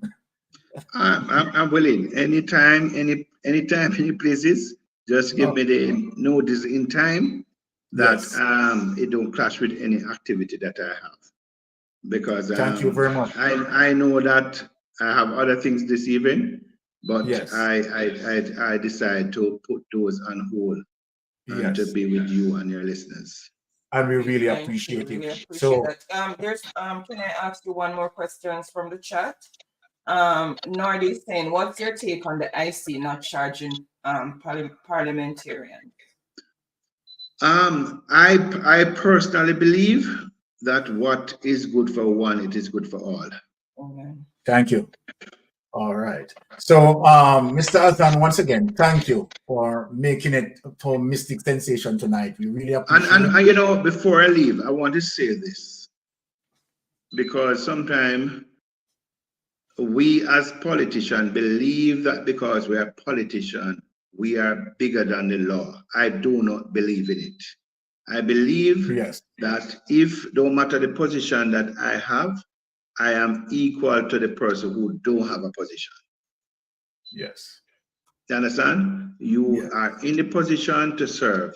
You are not in the position to do as you like. All right. Here you have it, people.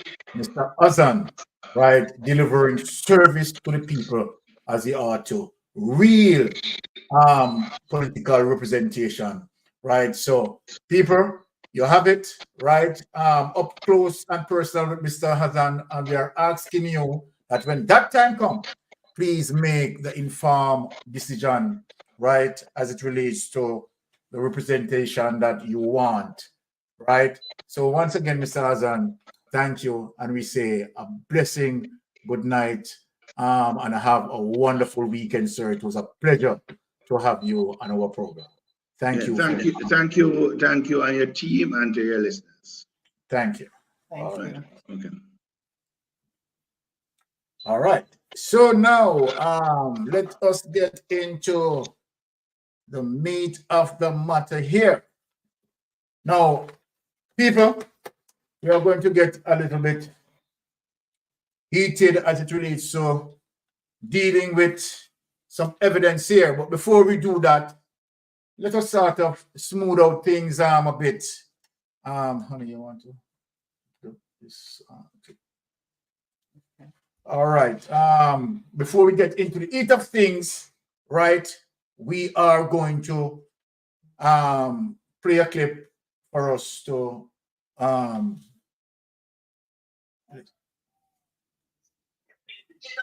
okay. Yes, Carla, you want to turn on the device, please?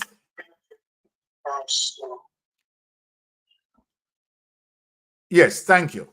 Yes, go ahead, Carla. Yeah, good evening, Mr. Sensation. Yes. I did want to ask Mr. Azan if there's an MP in Clarendon named Mr. Philippi Enrique. Okay. Well. Yeah. He's off. And because when it's rumor going around that he is Israeli. Okay.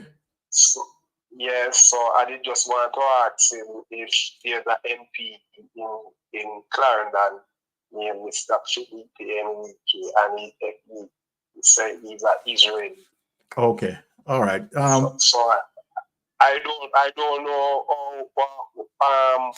what that would have to do with the parliament now. Yes. If he's a Jamaican and stuff, but that's the room I did want to ask him. But he's off, so another time I will catch him. Okay. All right. Thank you. Thank you for calling. Yeah. All right. Yes. So without any delay, let us. Okay. Let us play this clip smooth in before we get into some serious issues here. All right. Oh my God. Which one you want me to play?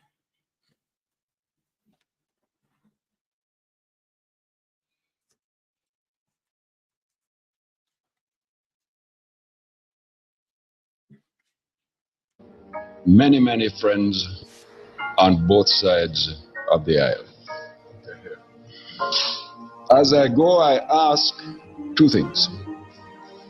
One, I think you would do well always to listen to and be receptive to criticism. Because we have to learn, we have to improve, we're not perfect. And many criticisms are well-founded. But at the same time, I would urge you, if you hold on to the simple guiding truth that you have one mission in there, and that is service. No other mission. He who wants power for itself does not deserve it. And funny enough, he who dedicates his life to service through power will probably depart with some honor.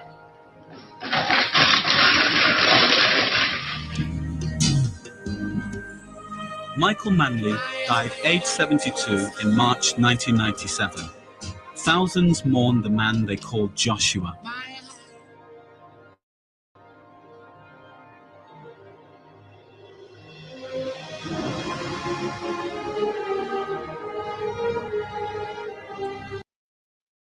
Here you go.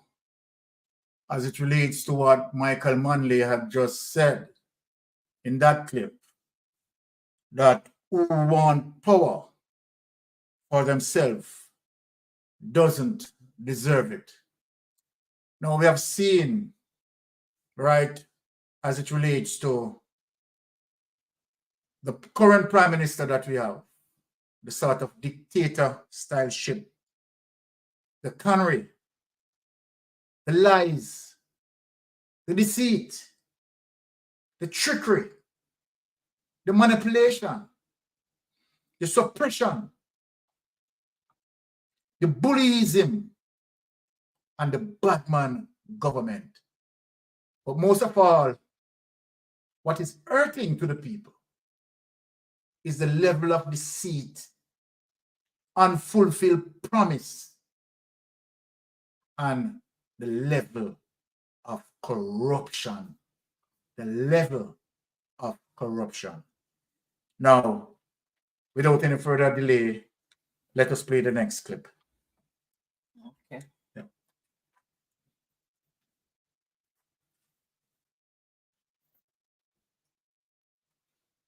Minister Andrew Holness made a promise to complete 5 key things in his first 100 days in office. Within our first 100 days of government, we will start the legislative process to fix the date for general elections in Jamaica.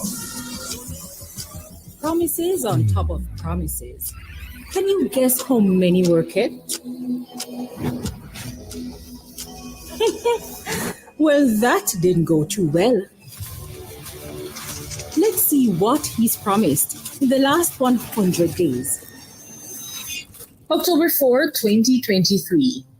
In 2020, Andrew Holness had promised to build 100,000 houses by October 4, 2023.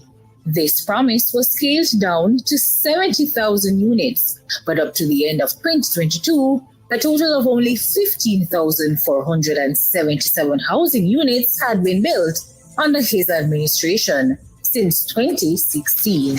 On October 6, 2023, 365 NSHP houses were promised, but only 160 homes were completed.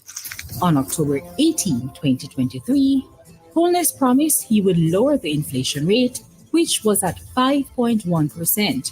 But by November 2023, it was 6.3%, which was not only higher than October, but outside the BOJ's target range of 4.0 to 6.0%.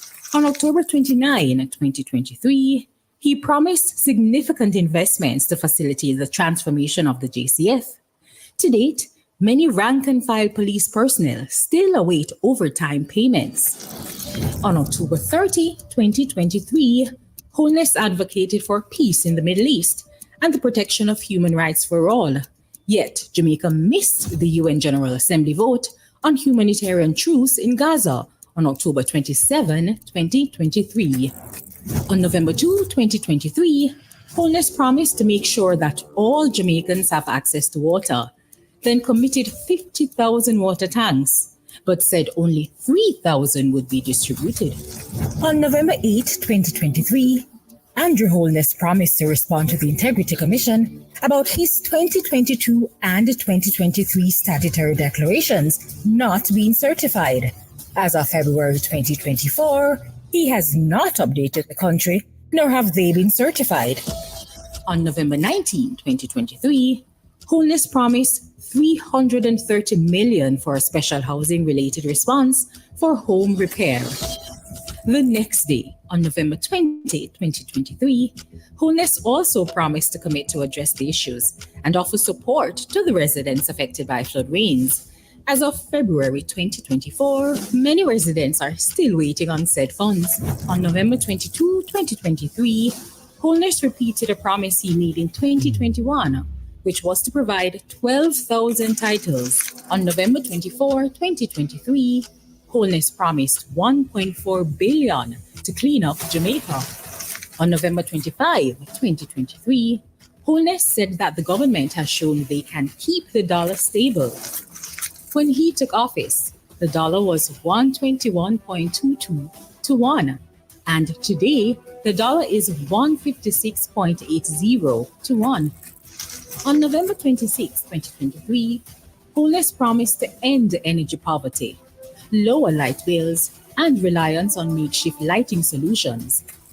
On November 28, 2023, Holness repeated his promise to shift 50% of Jamaica's electricity to renewable energy, knowing that as he made the promise, the government had not sent off even one request for proposal in regards to this under the 8 years of his leadership.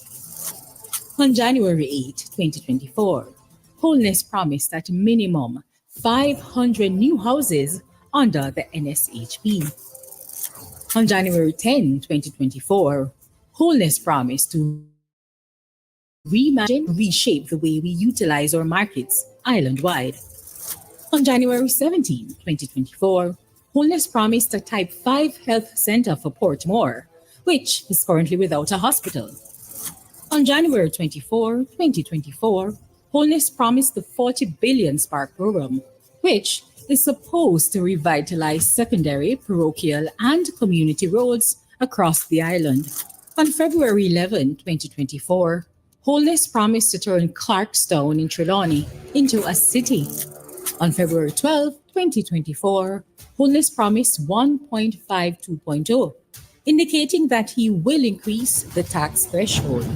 From 2016 until now, one thing remains constant: empty promises.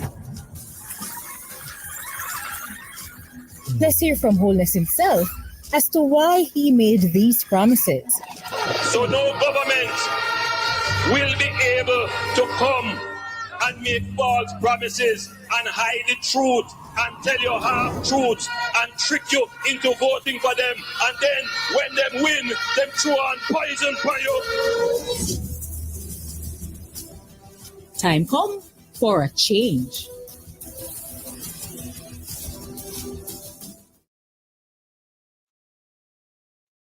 Don't make them come and trick you, tell you of truth, and when them win, them throw on poison on you. Now, people, you have heard it as it relates to what Andrew Holness' plan was to tell us half truth, lie to us, and when him win, throw on poison on us. That's exactly what Andrew Holness had done. But his level of cruelty didn't stop there. He showed you that even in the face of God, his lie reached no limit and no boundary. And show them the tabernacle of God will not change him. On the next clip, you will see what I'm talking about.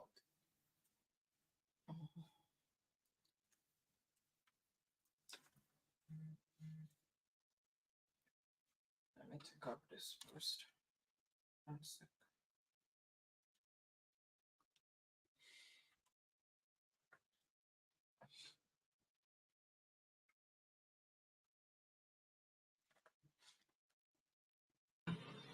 You can pray wherever you are.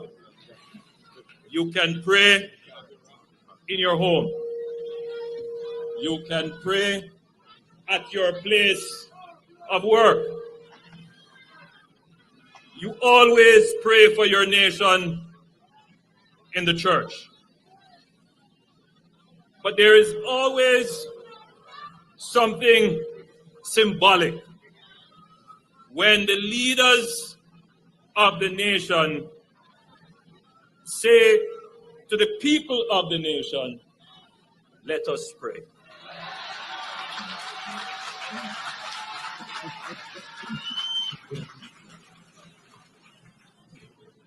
I want it to be known that this is not of my hands, that I am a follower, that my heart has been moved to support this initiative because it is a good initiative.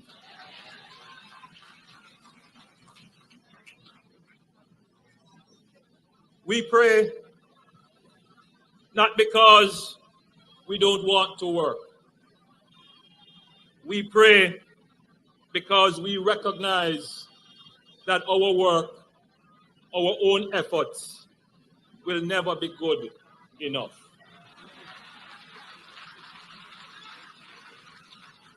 We pray because we recognize that there is a force that is stronger than us.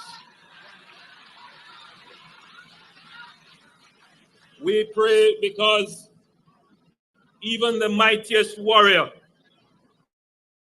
in the midst of war, hoping for the victory, turns his head to the heavens and asks for God to let the sun stand still so that we can win over the evil forces.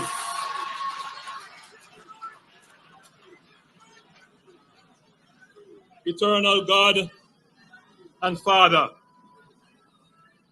we worship and exalt your name. You are God above all gods, governments, institutions, the church, and above all of us. And now, O God, according to your will and purpose, I come into agreement with all prayers which have been prayed and ask that you grant them in Jesus' name. Eternal Father, throughout our history, many have wronged us, our loved ones and our nation from time to time. We forgive them all and give these matters into your hands today. Lord God and eternal Father, I come to you today on behalf of my nation, my family. My wife is here with me in prayer.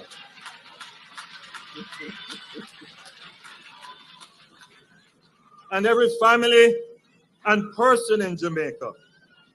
I come as Prime Minister of Jamaica on behalf of myself and all leaders of the state and their various administrations, staff, operational arms, and their various agents and agencies. Lord God and eternal Father, I come acknowledging that we have sinned against the people of Jamaica. We have sinned against our fellow man. We have sinned against our family members and relatives. We have sinned against our neighbors, strangers, and visitors. We have sinned against the children, the youth, and the unborn. We have sinned against the poor and the weak and the elderly and the sick. We have sinned against the free and the imprisoned. We have sinned against those in the care of the state, including the children, the mentally ill, the elderly, the prisoners, and others.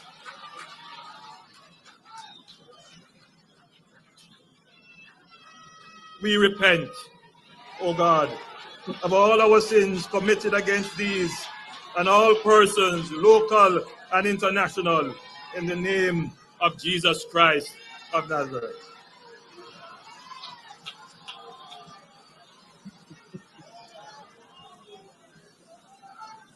I come on behalf of all the political leaders, government and opposition.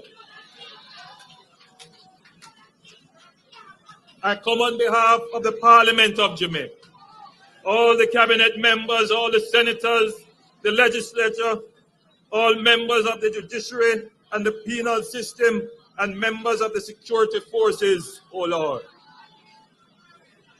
I come on behalf of all institutions, individuals and groups throughout Jamaica represented in the civil governance system, along with their administrations, managers, staff, membership, and followers. I come acknowledging that we have sinned against you.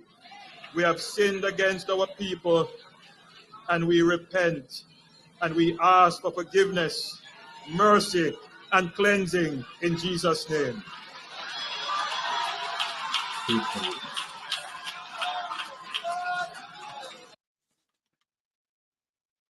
Well, my people, let me stick sensation and tell you the truth. if any one of you who want to invite Andrew Holness on a church, right, and have him pray there, and if we don't make any mistake and collect the offering, and don't make any mistake and shut on our eye, yes, when you open it, the offering plate missing. Tell me to tell you that. Now, let me get into more serious thing, because we all witness, you know, such a prayer. But guess what? We talk about deflection, diversion, and all sort of antics that Andrew Holness keeping up. The real issue in all of this, is what we are going to play next. So I'm telling Andrew Holness to stop his diversion tactics and focus on what we are going to play next. Without any further ado. Okay. Let us focus, Andrew. Let us focus on the matter at hand. As we are not going to listen to your prayer.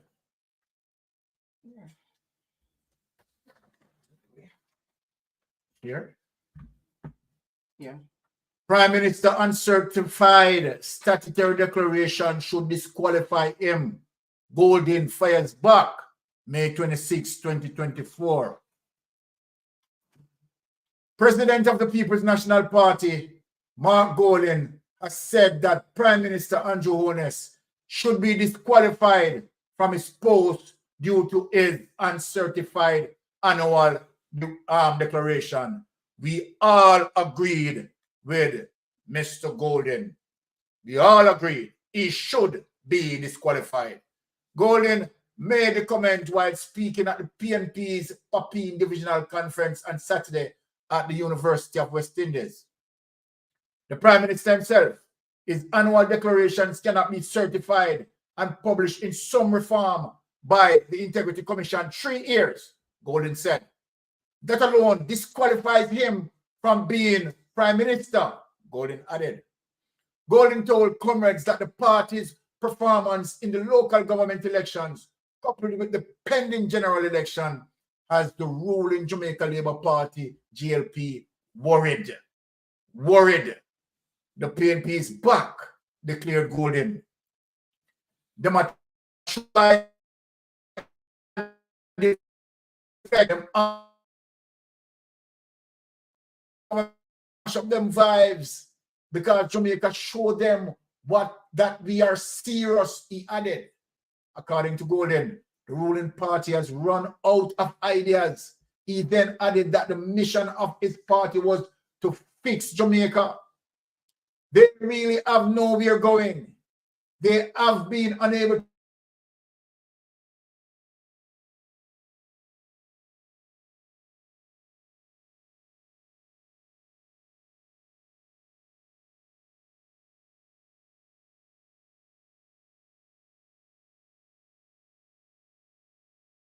good management, good policies, and they have maintained those fiscal policies to keep the debt coming down, but they can't deliver any kind of growth that can lift our country from where it is now to a place where they really have prosperity, Golden said. Comrades, we have to fix Jamaica. That is our mission. That is our responsibility, Golden added. Golden also used the occasion to reiterate that not only was he born and raised in Jamaica, but had a family legacy through his father that showed his commitment to the country, citing the John Golden Rehabilitation Center and the Oak Valley Experimental School. Let us take that away. Now, let us show Jamaica people what is the art of the problem. And when we started, we go through the latest IC report, Integrity Commission investigation report, and what we are dissected. Now let us show the people this as it relates to what we are going to get into and show why the Prime Minister is in dire strait. The Prime Minister is in a predicament. The Prime Minister hastiness in trying to reseat Paula Llewellyn in the DPP's office. It is not going to work. The Prime Minister tried to manipulate the Constitution. Did not get away with it. It's not going to work. But let me show you all the issues that the Prime Minister and his minions are trying to cover it. Are trying to cover up. Now, without any delay, let us get into the next clip. Saying something is interfering. Like it's getting choppy. Okay, check the mic. It's not it's the reception. Okay. They're messing with the live because our signal here is strong, so I'm not sure. Yeah, well, I mean, they can try to manipulate the live. You understand? They can't stop us from speak. Right? We are getting on with the program. So for persons who having any difficulty in terms of, I apologize for that. Right? But on our end here, it is pretty. Some people having issues, some are not. Yeah, it is pretty clear. And so then, right, that distortion in signal, right, is not from our end. Right? So there's no way we can fix that and to provide the clarity that is needed. Right? So if you are not hearing properly, my apology on that, but it is not from this end. All right. Hearing Berenice is the feed that they're getting. Okay. So let us get into this next topic. Okay, just yes. Okay.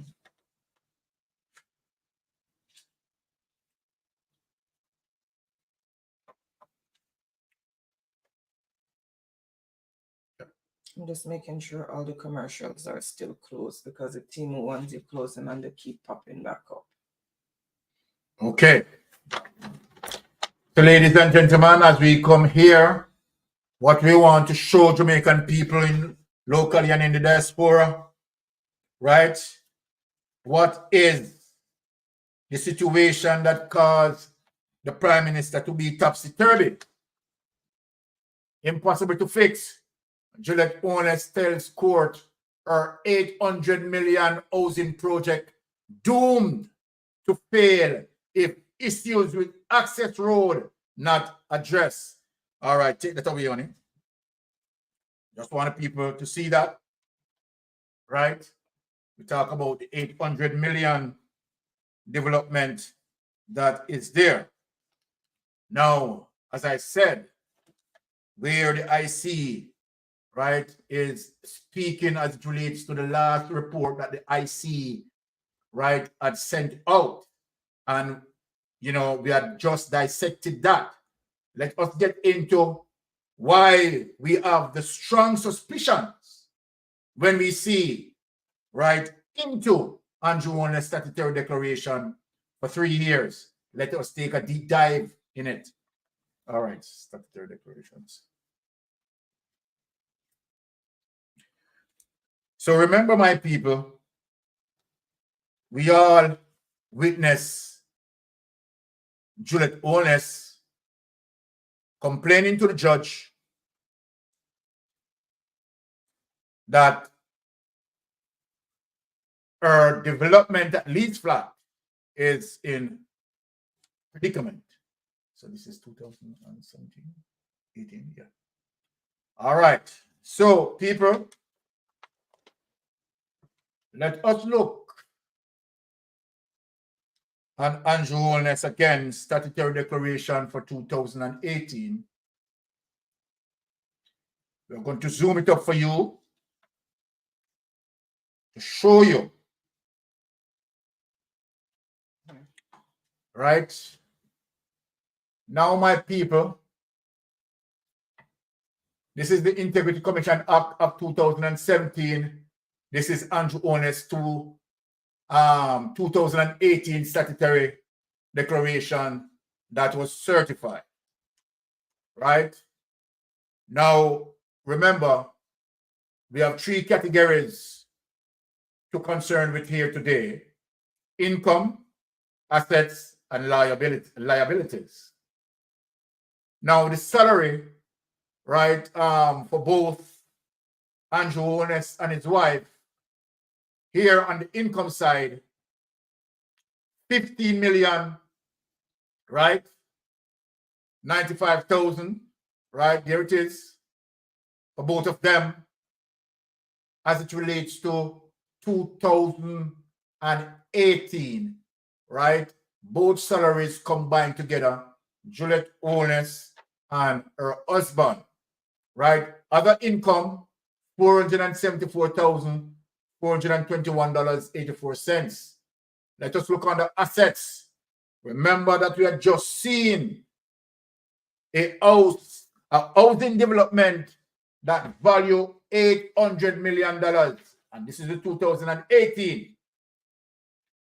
Let us get into savings account, right? This is the assets now. We're supposed to see that housing development reflecting in this asset.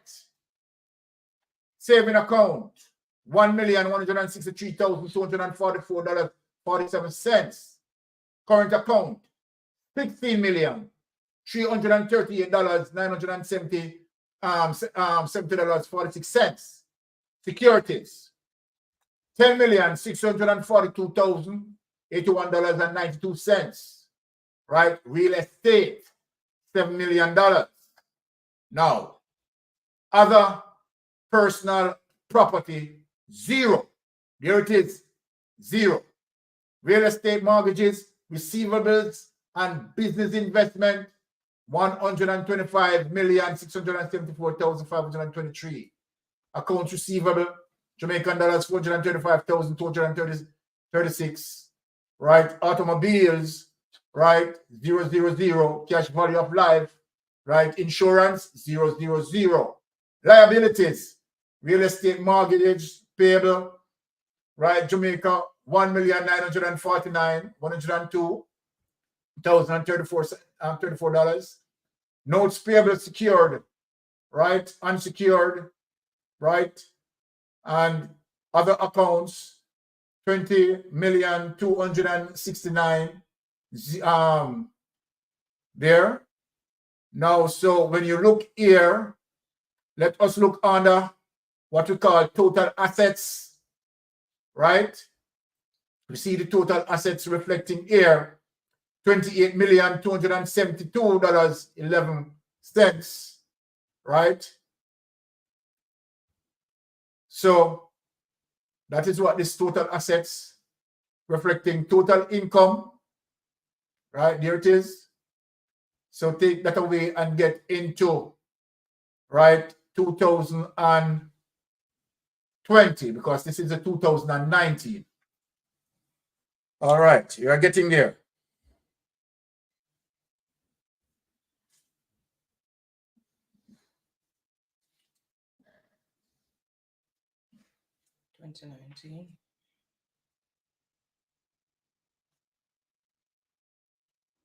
Which one that? 2019. So you have 2020. You want 2020 or you want 2019? I'm giving it 2019. Okay. Hold on. So let us bring up this, my people. Now, income, $15,287,289,042 there. All right. Reality income, $2,143,000. Right. Other income, $604,290.89. Let us look on the assets, $4,396,507.64. Current account, right? Jamaican dollars, $3,903,381.24. Securities, $11,000,000, $787,619.66. Real estate, $7 million. Now, the declaration estimate market value at 20 million, that is saying. So then let us look at the total assets, right? And total liabilities. Total assets, $157 million, $947,181.54. Let us look on the total liabilities, $15,845,000, right? Now let us go to the final.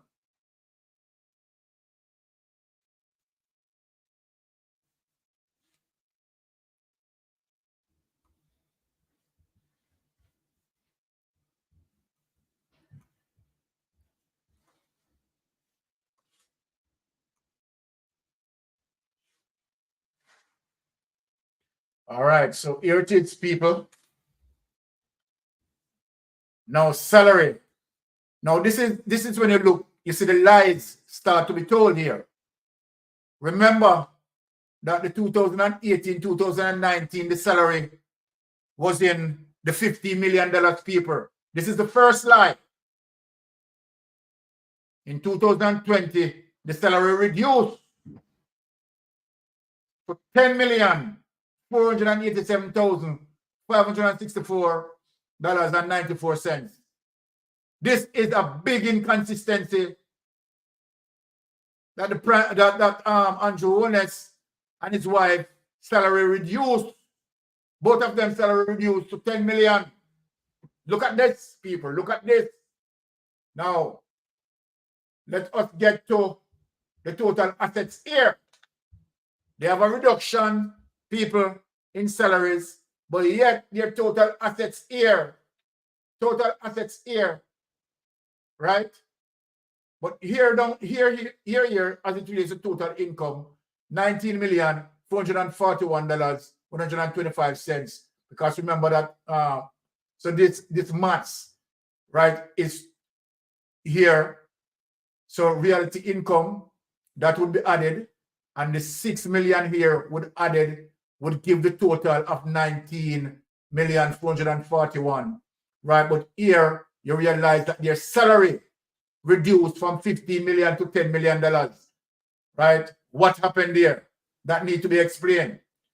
But their total assets now from 151 million to 172 million, right? $506,402, right? Total liabilities $15,986,988.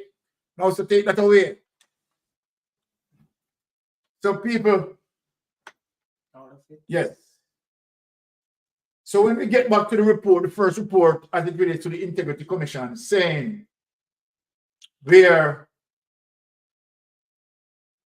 as it relates to, illicit enrichment, and where their salary cannot justify their assets. This is what we are seeing. Now, just consider what I'm saying, right? As it relates to the 2020, you will realize that as it relates to Juliet Holness, right, development that she spoke about in court and said that her $800 million development project, right, is in trouble. No, we are not seeing that on the statutory declaration. Because if that 800 million added to 171 million would mean 971 million. What Andrew Holness and Juliet Holness had there is only $171 million. So why then we are not seeing, as it relates to the development, as it relates to the current market value? Why that is not there? That needs to be explained. That needs to be explained. From information received, from certain investigation done, right? Lease flat is not the only property that Juliet Holness, right, is doing. Lease flat is not the only entity. Based on investigation, it's actually revealing roughly about, just for safety, another 2 more properties. What are the values on those 2 other properties? So then, the Prime Minister, right, as it relates to his assets, right, amassed to more than $1 billion. People think of what I'm saying. Amassed more than billions of dollars. So, how does that going to be explained? Right? One of the situations, as what Andrew Holness tried to explain, was that he got some loans, right, from banks and SSL. Let us come on and let us talk, people. Investigation has done, and no banks is corroborating what Andrew Holness said. They cannot find those transactions. You don't tell me that these transactions just get up and just disappear. And then, as according to Malahoo Fort, that if the third party is struggling with information, I mean, why Malahoo going there? Why Malahoo going there?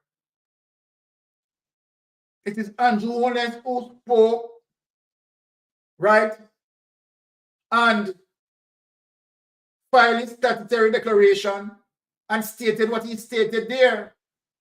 So Andrew Holness now need to come with evidence. Rushing for Paula Llewellyn is not going to help you. You need to get, right? And I think personally that, okay, what's the sitting DPP is doing in all of this? I am going to show you where Jamaica gone totally wrong. As we speak right now, Andrew Holness should have been given an ultimatum as it relates to him bringing in whatever documents that he need to bring in, right, to have those variances started out. But obviously from 2021, he's having problem in getting them because they don't exist. And if they don't exist, then let me ask Andrew Holness the question. Where did you get the money from to build your large mansion, to Juliet Holness, building development at lease flat, and where other information coming out based on investigation that Juliet Holness doesn't involve with just only one project? Juliet Holness involved with 2 or 3 other projects. So come on, well-thinking Jamaican. Come on, well-thinking Jamaican. The Prime Minister of Jamaica has gone out 3 years without his statutory declaration being certified. We have not heard anything from the umbrella group of churches. We have not heard anything, honey, from PSOJ. The relevant authority, we're not hearing anything. And then we have seen diversion, deflection, talking about, right, British passport. Now when you're talking about serious issues, I mean, as it relates to our treasury, is this really and truly democratic Jamaica?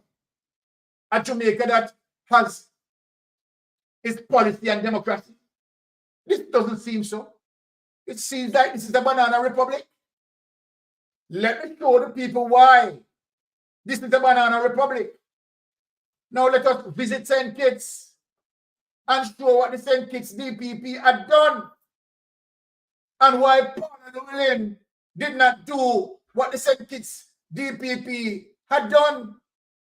This current DPP who sits in office, I am not even going to talk about the corruption prosecutor. No. This DPP working any at all. Let me ask you a question. You are going to tell me that you are not in earshot of this information that Andrew Holness having difficulty in present the necessary document. He had got more than time from the Integrity Commission to do that. He should be charged for each year that he hasn't. Right? Andrew Holness, based on the Integrity Commission Act, should be charged. Why Andrew Holness, right, has been charged and put in front of the judiciary? What are you waiting on? Let us talk about justice here. Right? We don't have, a situation on $1.7 trillion missing. And you do not have Vibes Cartel, the pressure Vibes Cartel, where even the Privy Council had ruled. But you don't decide to hold him, or don't decide to pressure him. You understand? Because he comes from the ghetto as a cartoon. Right? I don't see anything that is wrong with Vibes Cartel. But we don't see anything wrong with our treasury as it relates to 1.7 trillion and the current inflation what the people are facing. Eh? There is no ghetto criminal. Let me speak this loud and clear. I'm talking. There is no ghetto criminal in the history of Jamaica that has stolen $1.7 trillion. Tell me of such case. You tell me of such case. We are in a ghetto criminal. Take $1.7 trillion. But yet you have the politician them who dress up in a tie. That tie. Someone represent us. Right? We able to lose $1.7 trillion from them. No one can bring forth a charge as it relates to Andrew Holness. Statutory declaration. Look what Mark Golding did. Mark Golding, right, the potential Prime Minister of Jamaica.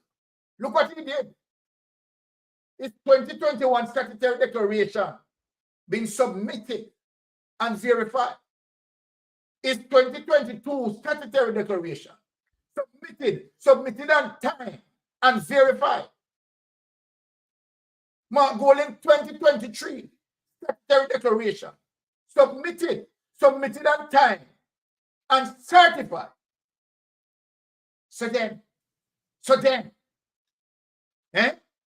if Mark Golding have a situation with British passport, then what would be the situation with him if his statutory declaration cannot be certified for 1 year?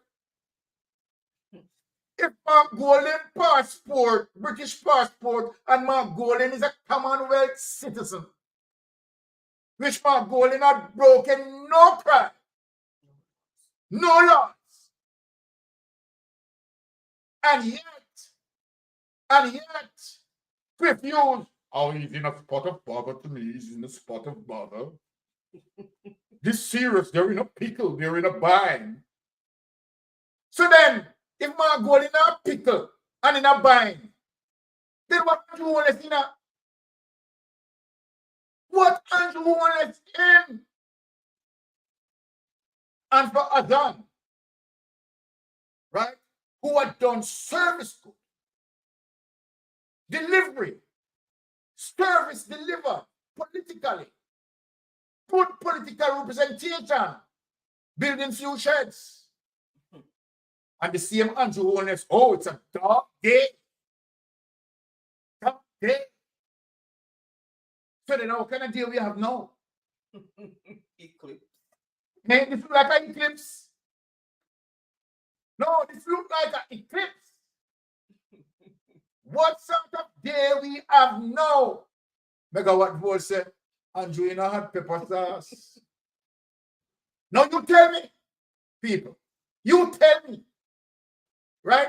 How do we balance justice in Jamaica? How do we balance justice? Again, let me refer back to the Vibes Cartel case. Right? Want to hold him. What's the point you want to prove?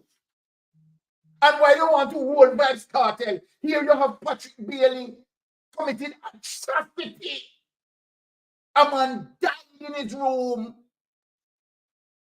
22 stab wounds and gunshot to the man's body.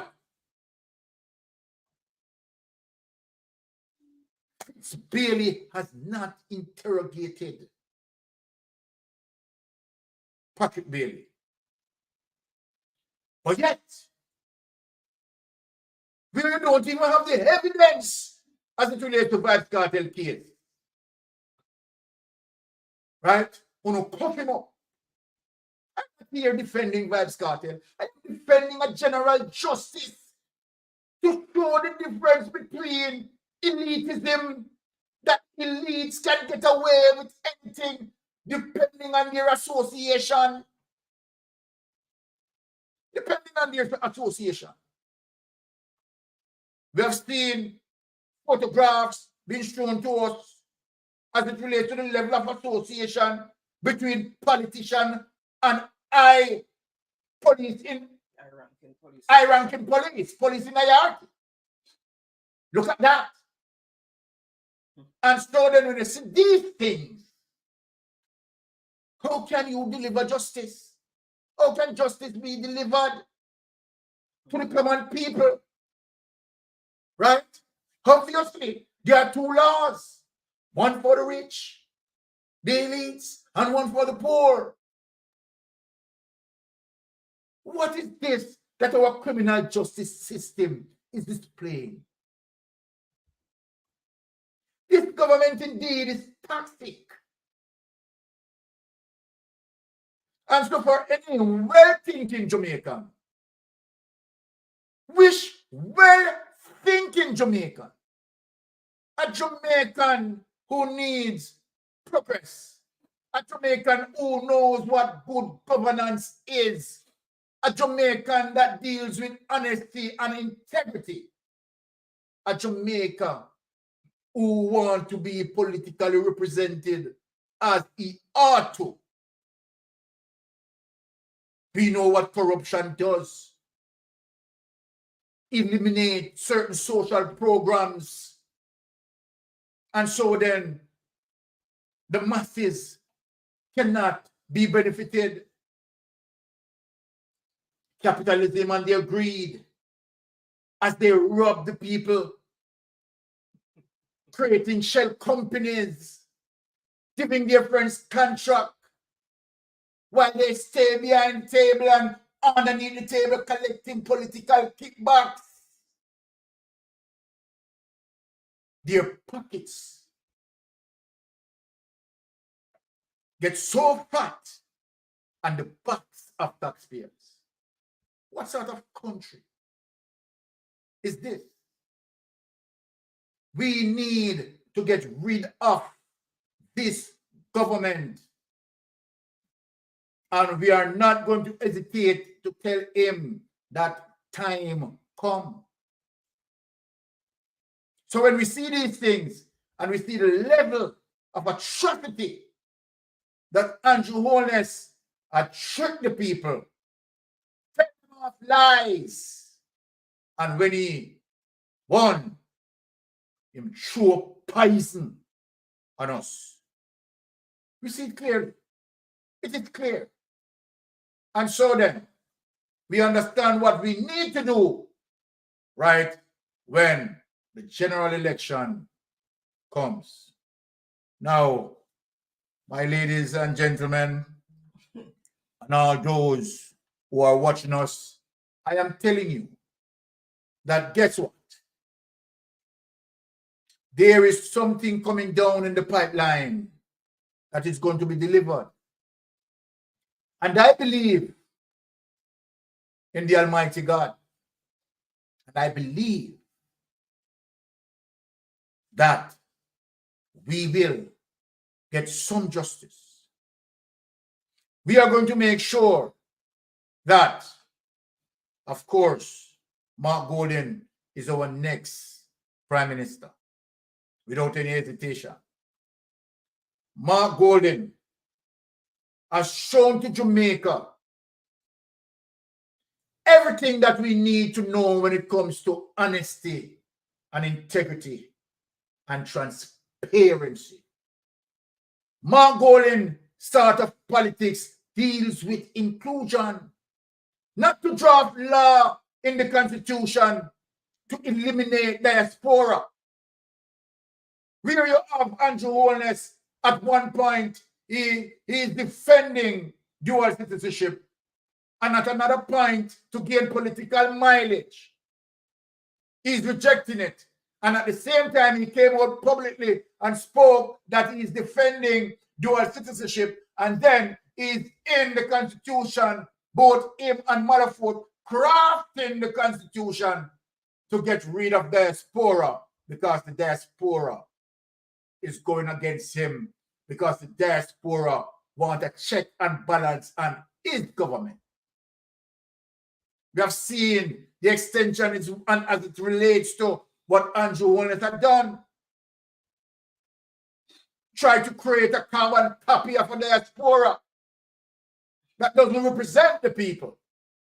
A carbon copy of a diaspora, right, that delivering the government message and the government mandate.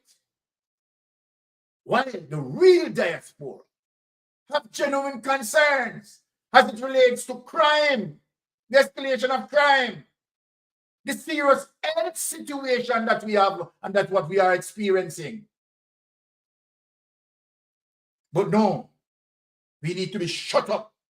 We need to be silenced.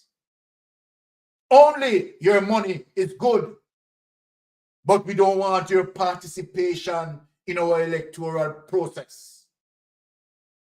We don't want a government like that. We want a government that deals with inclusion and understand about inclusion, not exclusion. We want a government that look across to the cockpit mountain and recognize our indigenous people and bring them in. Bring them in. And the Rastafarians. We want a government that look at the minority group like our Rastafari and bring them in. We are all Jamaican. Inclusion we need. Not a government that is dealing with exclusion. Right? We had the luxury tonight of Mr. Azan, who exhibited that. Shows the politics of inclusion.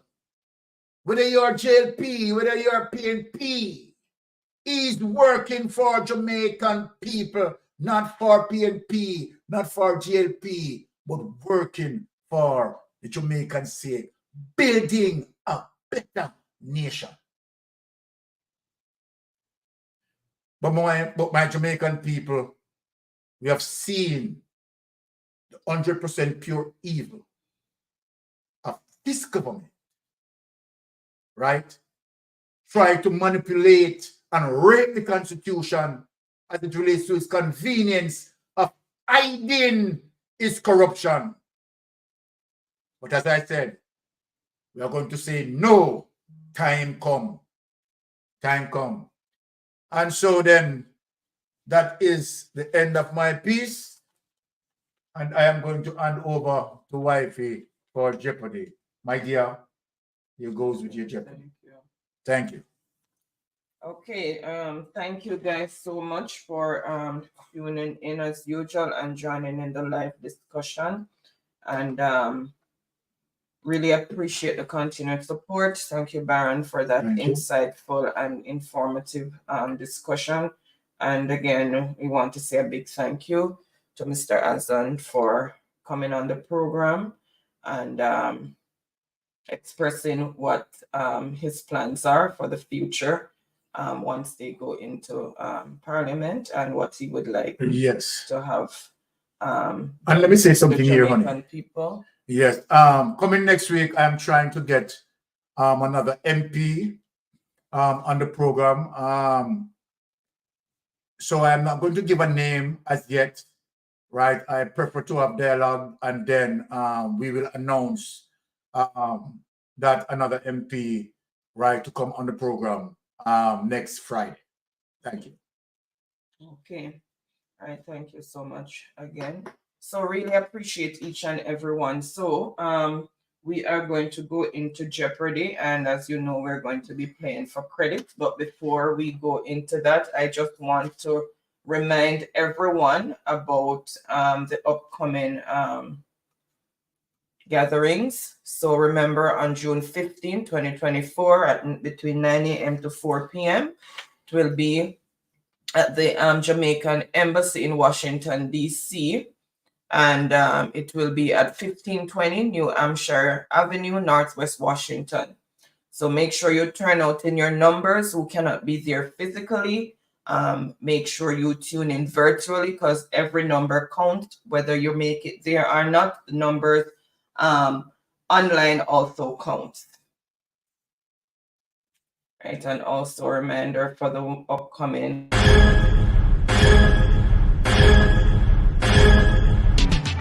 Jamaica Diaspora Crime Intervention and Prevention Task Force, in association with the Global Jamaican Diaspora Council, presents on the 26th of July 2024 Jamaicans and Friends of Jamaica. Join us in conference as we speak against corruption, crime, poverty, failed healthcare, poor education, and injustice in Jamaica. This takes place on the 26th of July at 1320 Ellesmere Road, Ontario, Canada. This conference starts 3 till 10 p.m. Guest speakers on the day: Wayne Lonesome, Will Rattigan, Mystic Sensation, Herb Nelson Jr., Aromatic, Sister Maria, Jamaican Carlos, Dr. Rupert Francis, Jeffrey Tavares, and more. This is going to be a very important event for all Jamaicans and friends of Jamaica. Don't miss this event if you care about our country. Jamaicans in the diaspora, we can make a difference.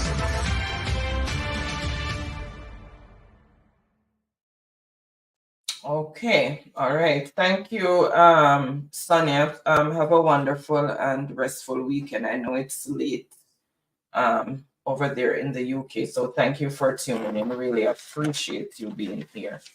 All right, so we're going to go into Jeopardy, and where we're going to be playing for credit. And as you know, it is Digicel or Flow. The person with the most points get $100 Jamaican credit, and then we'll have 4 runners up of $500 each. So let me just share the template.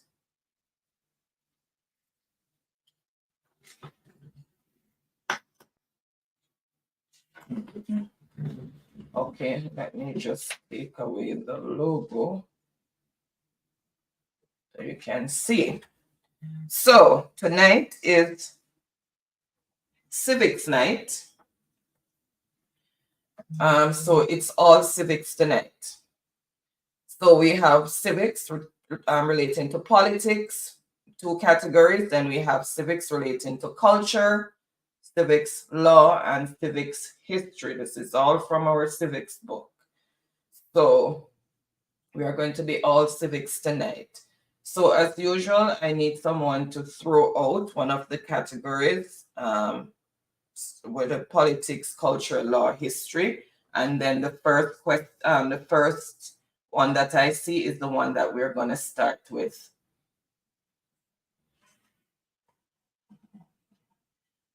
Freedom, I went through WhatsApp today and I didn't see the list. I went through WhatsApp and I didn't see the list. So if you can resend it, that would be greatly appreciated. I don't know if when you send it, it's been more than 7 days, because I do have that disappearing feature set up with WhatsApp messages, because if not, then I run out of memory very fast. So if it's been more than 7 days, it may have disappeared already. So if you could send that again, please, and it will be greatly appreciated, and then I'll just save it. Thank you. It's in PDF. Okay. Okay, thank you. She's gonna resend it. All right, Brittany is saying politics for 200. Let me just use this other device to see. First. Carly saying salute, Mr. Byron. Everybody is saying great job. Thank you. Okay, this is like to go. All right. All right, so politics. Okay. All right, so it may have disappeared. That's why I couldn't see it. All right, so Brittany is saying politics for 200. All right, we're just going to choose the first line of politics then. The Prime Minister advises the King on the appointment of the Governor General. Is this true or false? The Prime Minister advises the King on the appointment of the Governor General.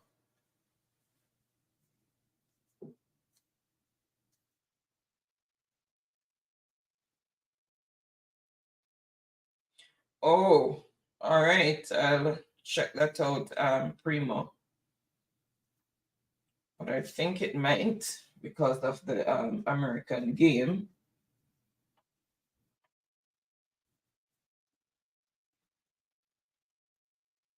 Okay, so remember, when you're answering, you have to answer what is, and then the answer. So if it's the name of a place or thing, then it is what is, and then the answer. If it's the name of a person, then it is who is, and then the answer.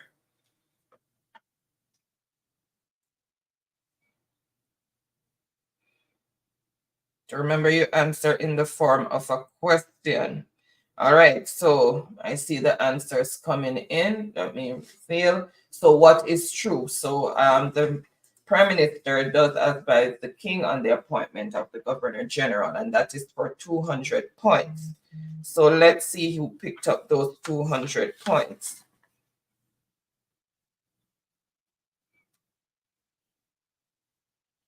Editing, 200 points.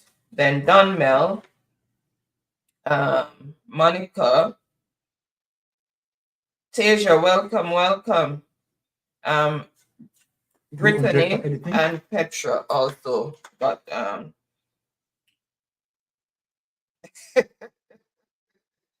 Ashmega, what you have to put the what is, everybody has the time to type out the whole line, so you have to abide by the rules. All right, the mailing also came what is. So choose the next category, editing. It's all civics. So choose which subtopic you want for civics, and for how many points.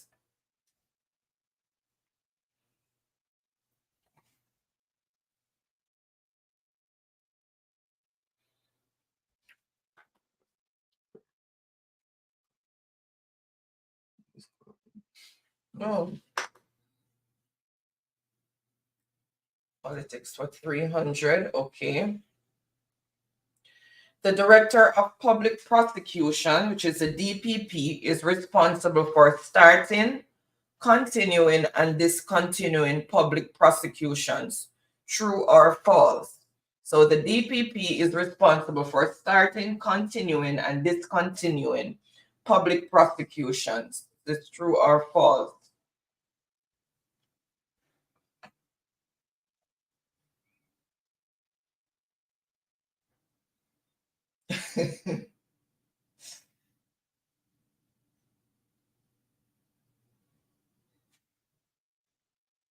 Welcome to those who are recently joining. Thank you so much for tuning in. All right, and I see the answer that I am looking for, and it is what is true.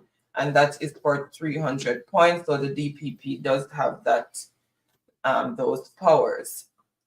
All right, so let's see who first came in with the correct response.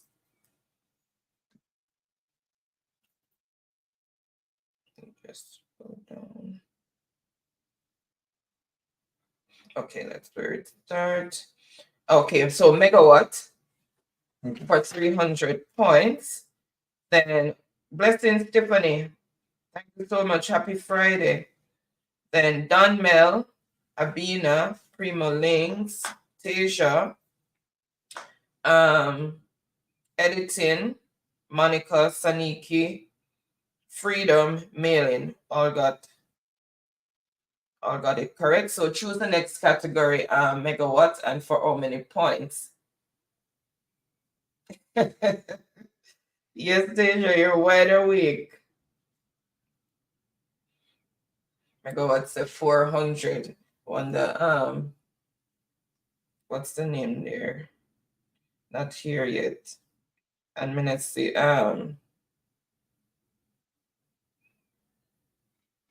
David or Ricardo or Truck Life yet. Megawatt volt saying politics 400. All right. Oops.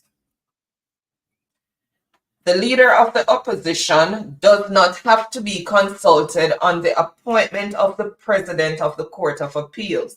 Is this true or false? The leader of the opposition does not have to be consulted on the appointment of the president of the Court of Appeals. True or false?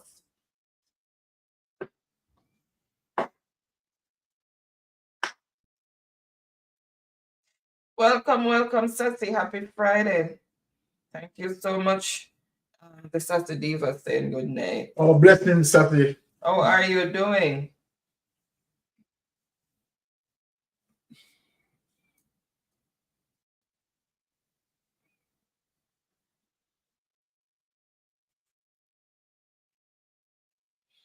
All right.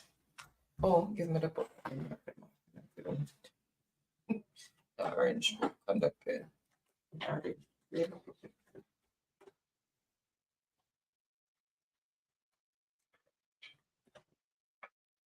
Okay. All right, so we're in the first one.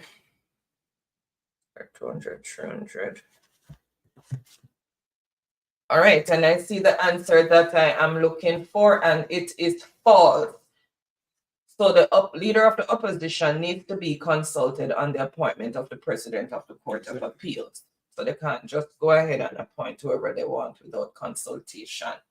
All right, so let's see who first came in with the correct response. Remember, you have to put what is and then the answer. All right, that's where it starts. So Don Mel. So Don Mel for 400 points. Then Royal Babes, welcome, but didn't put what is. Tasia, Saniki, Abina. Okay, corrected that. Royal Bliss. Q. Okay, Sassy saying she's good. Oh, hush, just don't go when you go in that profession. Welcome to my world. No rest for the weary. All right. Remember, you have to put what is and then the answer. Okay, Mailing also came in with the correct answer. So Don Mel saying politics for 500. The House of Representatives can end the term of office of a government if a minority of its members support a motion of no confidence. Is this true or false?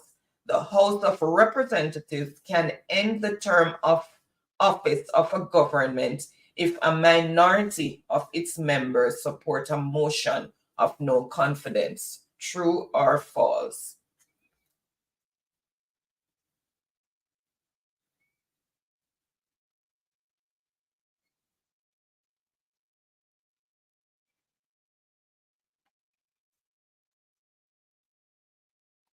All right, and I see the answer that I am looking for. And it is false. It has to take a majority vote, not minority. Operative word was minority. So it can happen, but it has to take a majority vote. Majority people have to be in agreement for it to happen. All right, and that is for 500 points. So let's see who first came in with the correct response. Let me just refresh. Tiffany for 500 points. Then Donmel, Primo, Royal Babes, Tasia, Ardeen, Semanish, and Malin. And so score as it is, anything on 200 points, Megawatt 300 points, Dunmel 400 points, and Tiffany 500 points. Okay, Tiffany, choose the next category and choose the next subtopic and for how many points.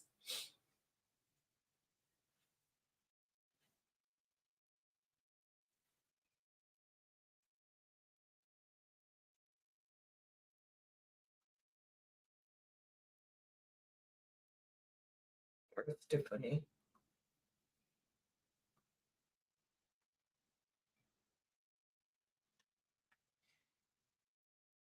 Tiffany, choose the next point.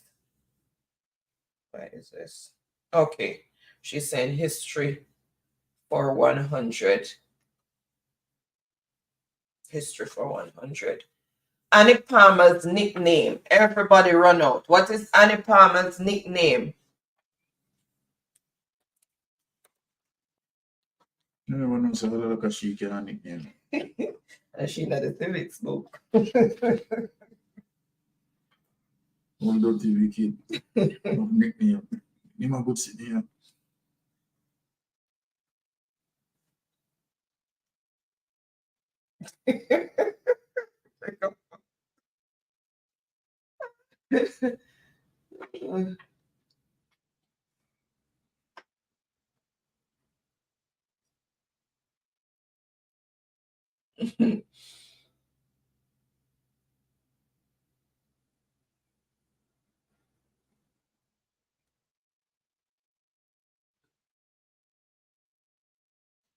All right, I see the answer that I am looking for.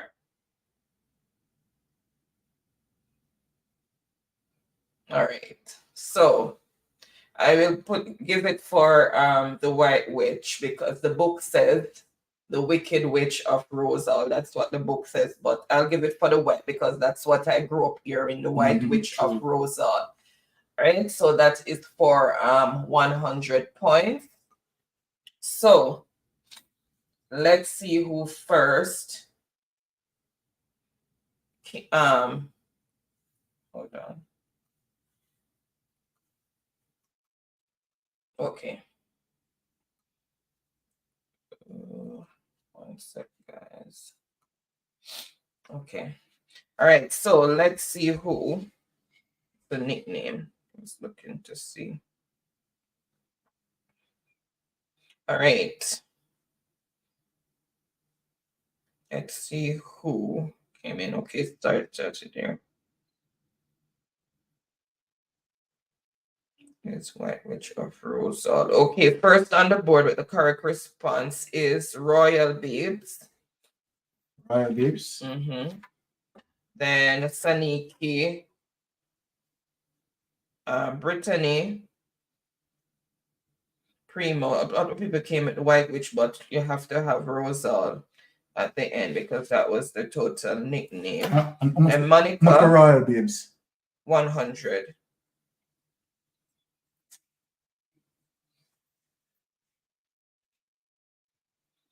How many times you have Royal Babes on? Just one time. Okay. All right, so Royal Babes.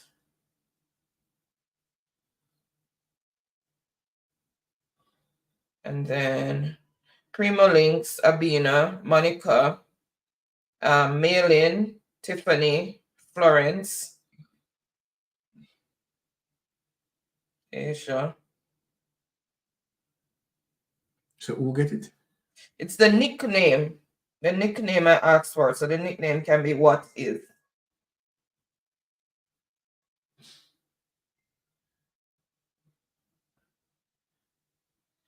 Tisha.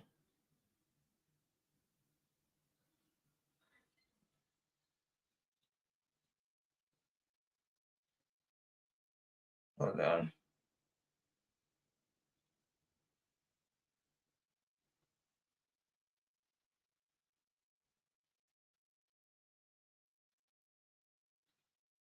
You didn't finish it all, Tisha. You started with what witch, then what wicked witch. You need to have it all of Rosal. All right, so choose the next category and for how many points? Okay, she did culture for 400. Culture for 400. For many years, Jamaicans drank ganja tea as a cure for this sickness. For many years, Jamaicans drank ganja tea as a cure for this sickness. What sickness did they drink it for?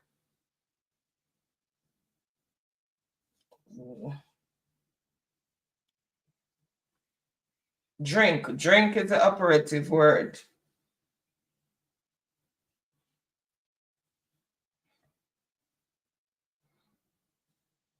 And let me see what you guys put in. Let's see if I need to give you a clue.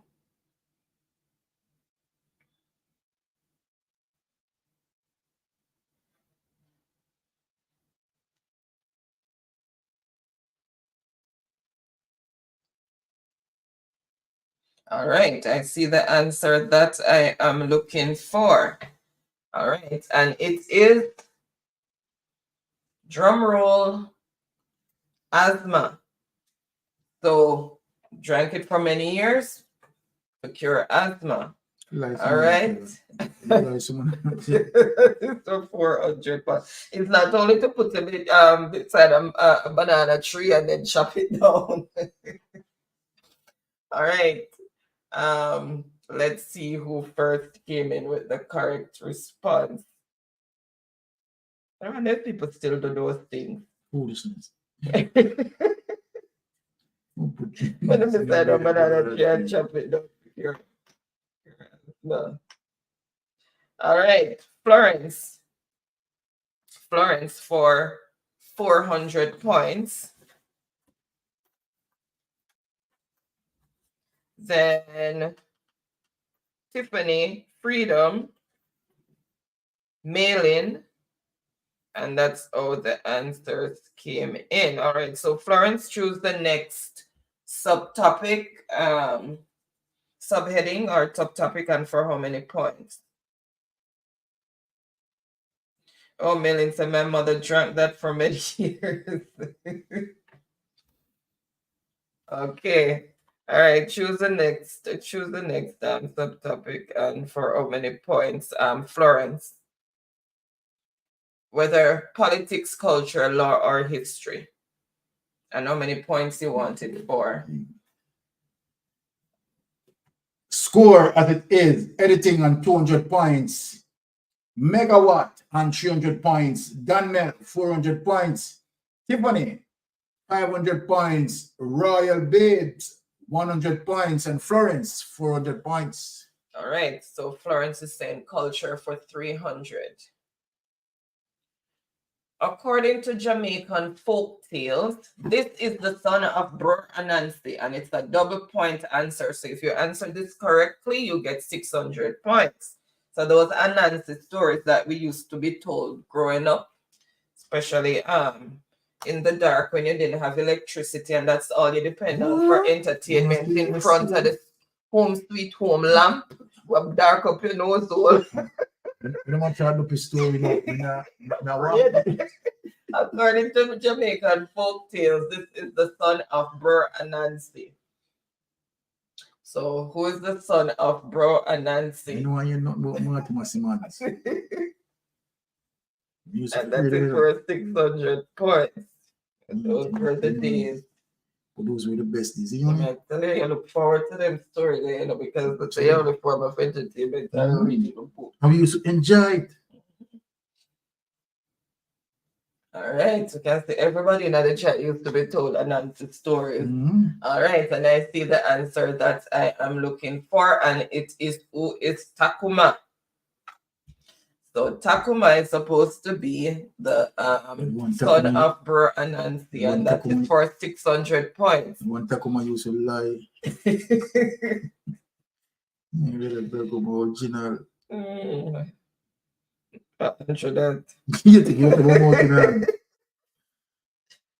All right, I am not going to penalize anybody for spelling, but remember it has to be who is now, because they're saying son, so it is a personification. So it has to be who. You're referring them like to the character like to a person. All right, so who is, oops, let me just refresh that again. This chat is not working with me. It's freezing. All right, let's see. Royal Babes, who is Takuma for 600 points. It's doubled. Royal Babes, right? Yeah, then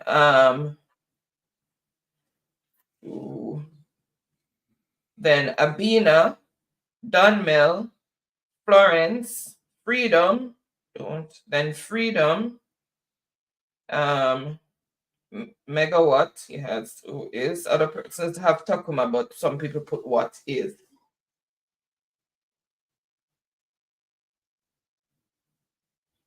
Yeah, the name was Takuma. It was Takuma mailing. All right. So choose the next category, Royal Babes, and for how many points. So the spelling's gonna be varied. My mom is 93 years old today. Don't I get a freebie? Happy birthday to your mom. 93 years old. Wow. That's awesome. Wow. That's a lot of years, a lot of changes that your mom has seen. I'm sure she has a lot of stories. Yeah, she's more than gifted.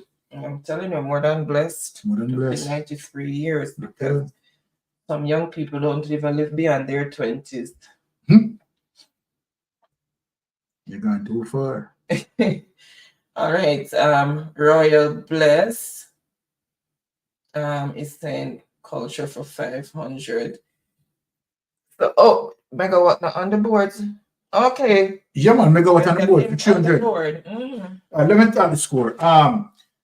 Editing 200 points. Megawatt 300 points. Daniel 400 points. Tiffany 500 points. Royal Babes 700 points, and Florence 400 points. Okay, so persons are sending out happy birthday to Megawatt's mom. Yes, my greetings as well, Megawatt. My goodness, 93 years old. Yes, Megawatt mother. That's awesome, though. Blessings and blessings to your mommy. No free pass. All right, so Royal Babes said culture for 500. Culture for 500. According to Jamaican folklore, duppies can be made gone by using this popular cooking ingredient. According to Jamaican folklore, duppies can be made gone by using this popular cooking ingredient. Name the ingredient. Wait, that should be behind you. Oh, your shoulder.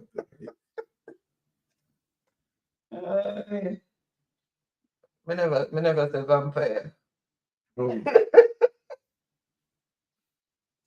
Let me see, I thought that's not my throat that it in the chat. All right, and I see the answer that I am looking for. And it is, drum roll, what is salt? So I'll probably take a pinch of salt and just throw it over your shoulder or something that is it. The truth if they stop me and you throw it in them eye. I don't know how to rationalize that. Maybe the most time they stand up behind you, so you just throw it behind you where your shoulders are going on one of them eye or something. I don't know. All right, so that is for 500 points. All right, let's see. See, chat finally shut down on me. Hold on, I have to get back in. Keeps coming off. Let me use this one. Yes, guys. Let me take a picture, but I don't want to take a picture. All right, let me get into it on this one. That one finally kicked me out.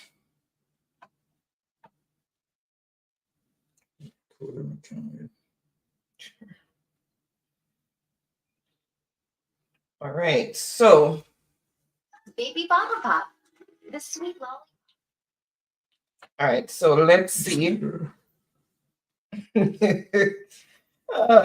Melin said, really? Yes, that's what the book says. That's what the book says. All right, so let's see who first came in with the correct response.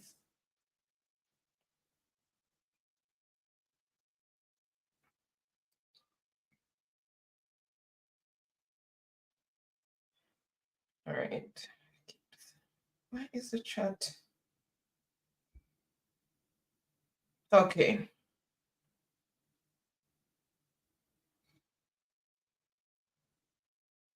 Tiffany. So Tiffany came in with the response, 500 points. What? What? Tiffany, I'm going to the place. But hold on, and then Truck Life, Royal Babes. So let's come with salt. Brittany, Tasia, yep. So score as it is, editing 200 points, Megawatt 300 points, Dunmel 400 points, Tiffany 1,000 points, Royal Babes 700 points, and Florence 400 points. Megawatt say, me a real British, me no know them answers. Gosh. All right. 52 years gone from Jamaica. Do I get a free pass? Everybody want free pass today. You have to work for the pass. You have to pay your penance. You have to pay the penance. She's saying, wait, this chat is giving me a heart on the other devices. All right, she's saying culture for 200. This Jamaican tree is called the God tree. So this Jamaican tree is referred to as the God tree. Name the tree.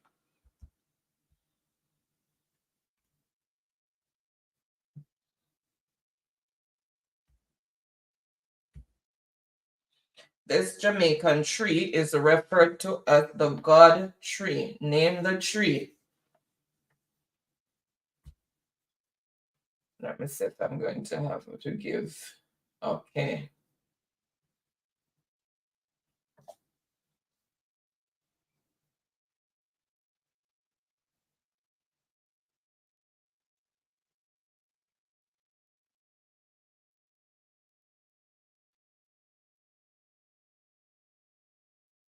I'm just taking in all the answers that's coming in.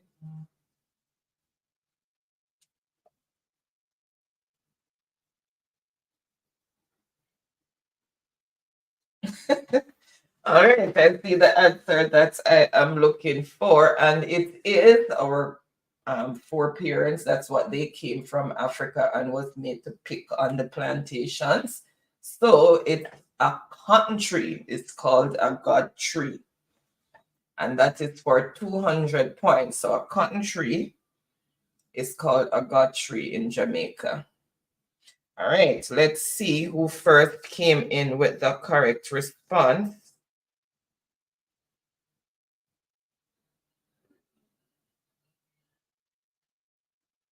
Tiffany, Tiffany on a roll tonight for 200 points.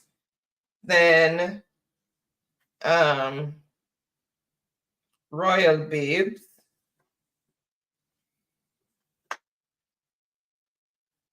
And that's how the answers came in. Well done, Mel. According to the Civics book, that's the answer that's in there. So that's how the answers came in. So choose the next subtopic and for how many points.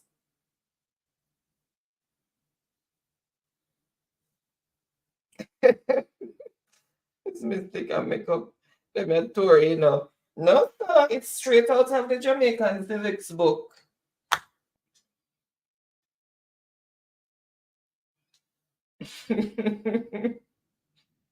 All right, Tiffany saying history for 200.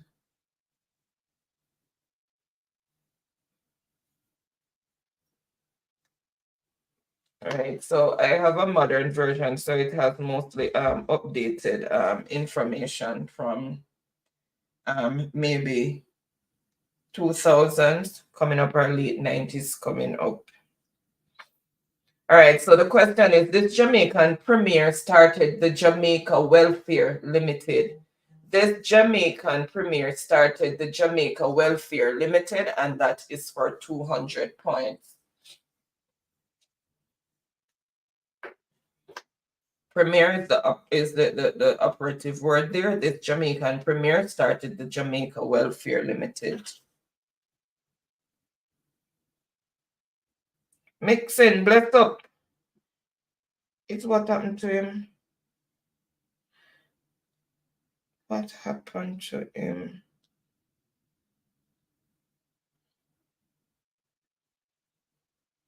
Are you doing more facts? I forgot to touch base with you with what you're doing for the summer.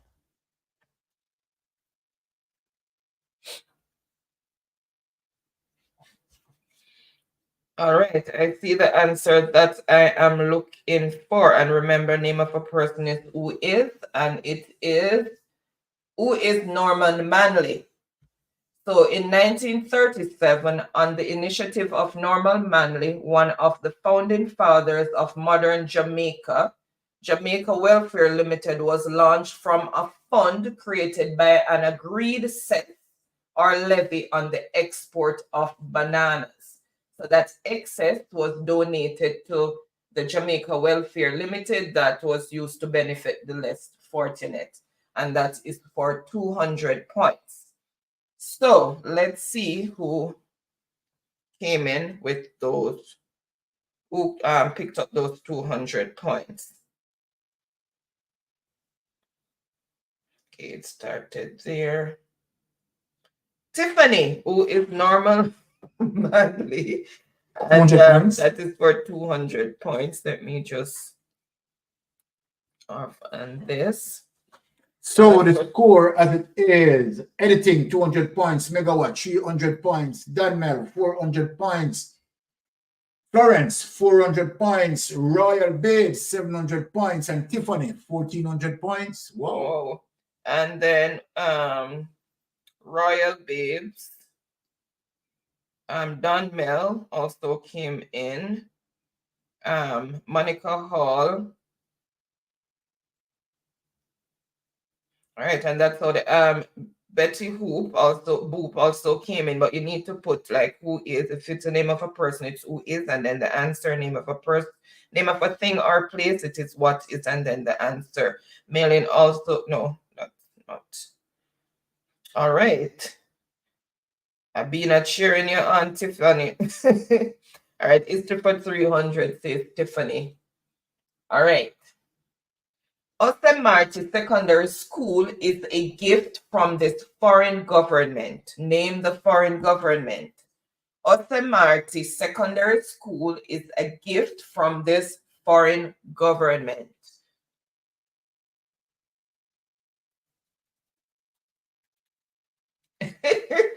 I tell you, 8:50 and it's still broad daylight outside mixing. Well, I still got this time of the year, but I can't understand how the weather, it's cold, it's warm, it's cold, it's warm. I don't know if it's spring yet or we're still experiencing some of winter because the AC on, then we have to turn on the heater, then AC, then heater. I can't make up my mind yet.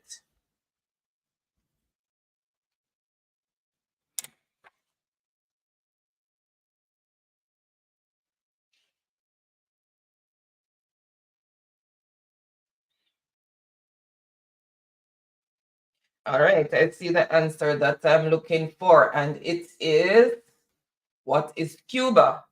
So it was a gift from Cuba or the Cuban government. That's why I put it in, depending on how you choose to put it. So the Cuban government donated the Osamarty Secondary School as a gift in terms of funding the building of it. All right, and that is for 300 points. So let's see who picked up those 300 points.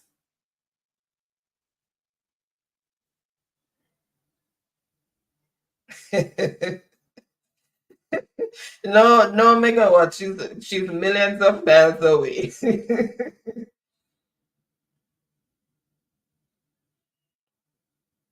Hush.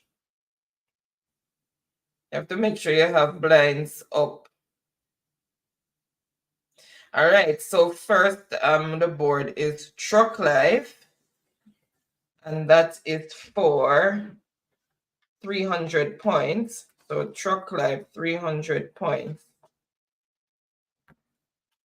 Then Dunmill, Mixin, Megawatt, Royal Babes, Editing, Abina, Tiffany, Brittany, Lennis, welcome, but you need to put what is, Monica, Saniki. Oh, she said it's stressed out. Oh, that's how it go. Florence, everything will soon level off. Florence, Ron, make sure you put what is before the answer. All right. All right, so Tiffany, choose the next category. Oh, she's saying history for 400. Oh, no, it's not dark here yet. It's almost 9 p.m. and it's still not going to get dark until almost 11. Why is Truck Life put in? Hold on. Who must I get the Truck Life? Lord Jesus. Pardon me, Truck Life. I got distracted because Mr. Why is Truck Life choosing? Sorry. It's true for 400. So who got it? Truck Life. Okay. The Mongoose, sorry, was, I don't know where that D came from. I have to go in and correct that. The Mongoose was brought to Jamaica from this country. Name the country. The Mongoose was brought to Jamaica from this country.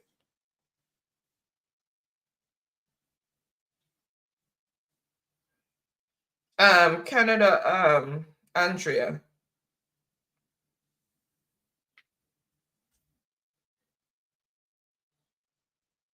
It's 8:54. It's 9 p.m.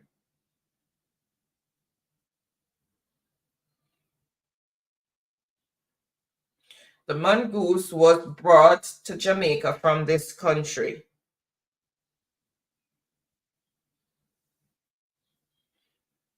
All right, I see the answer that I'm looking for, so no delays, and it is what is India. So the Mongoose was brought here from India, and that is for 400 points. So let's see who picked up those 400 points.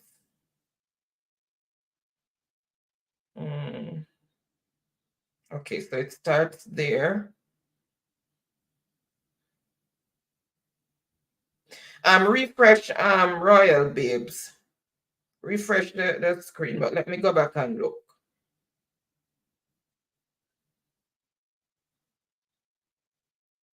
No, refresh and you will see the order in which you came.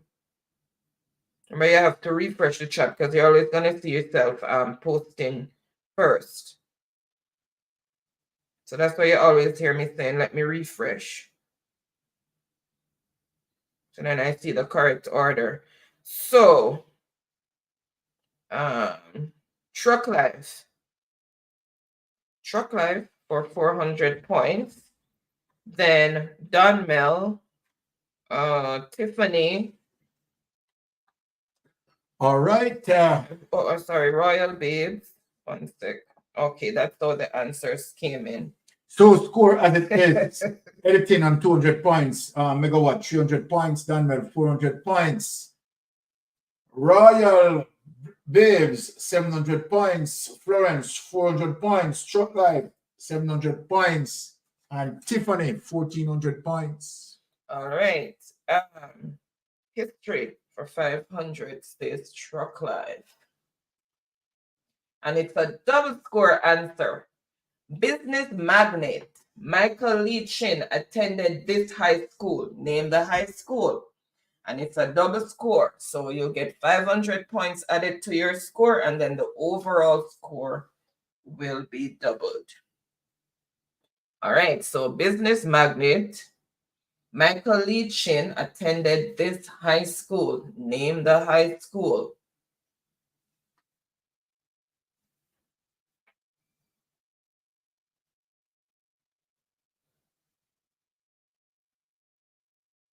Oh, no, happy mass uptown. He never start out uptown. He never start out uptown, but him work him way uptown. Him start out like me and you, simple jobs.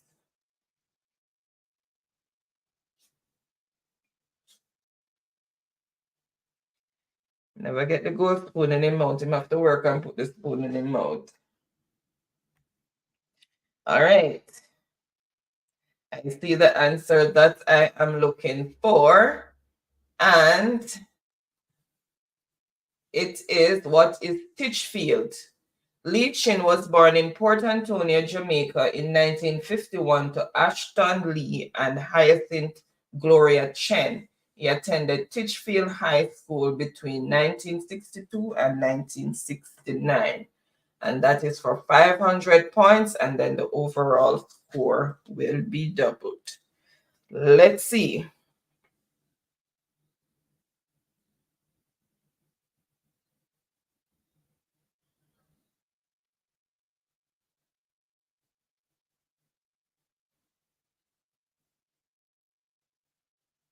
What's at least on the board? Editing. Truck Life. 500 points and then double score. What?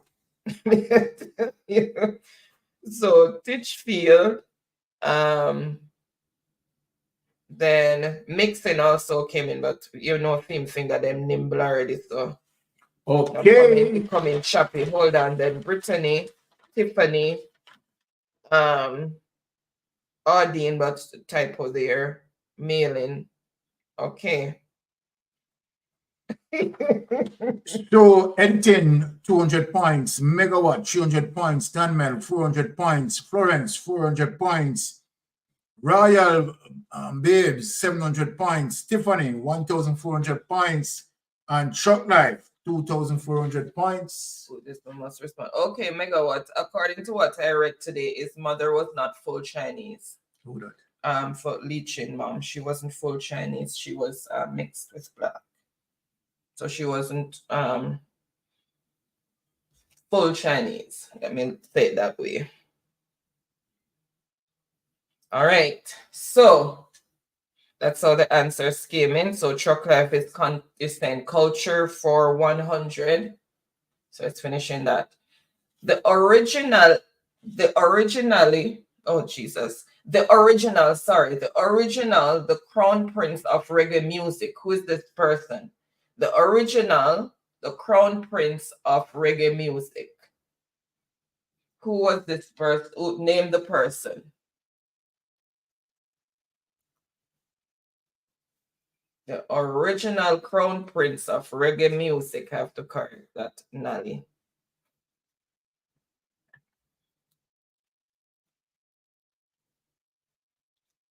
And remember, name of a person is who is.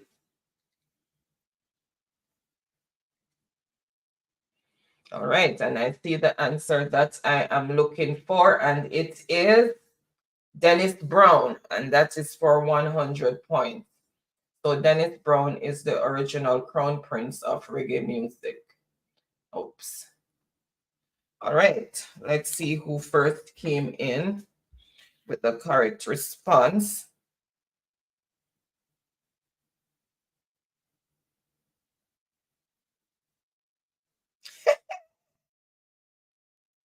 Mixing. No, sorry, no, you didn't put who is. No, sorry, pardon. Nope. People have the names, but didn't start correctly. So I have to look for the person who is. All right, megawatt. 100 points. So you have to have who is for the person's name. And Nixon came back there. Then Primo, Abina, Saniki, Donmel, Tiffany, editing Tasia, Betty, Mailin. Okay, and okay, Tasia. Rowan, welcome. All right, he's saying politics for 500. All right, so megawatt is saying politics for 500. The only prime minister to serve 3 consecutive terms in office. Everybody run out. The only prime minister to serve 3 consecutive terms in office. I will be right back.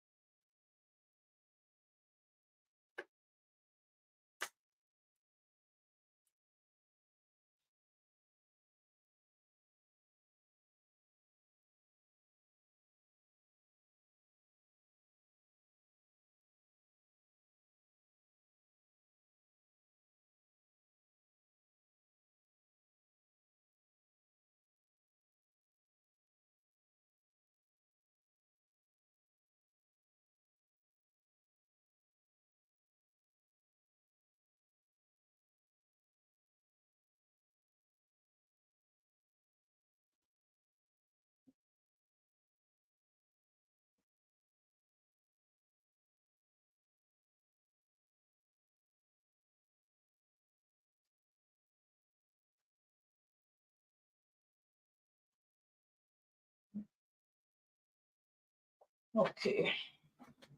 All right. Let's see.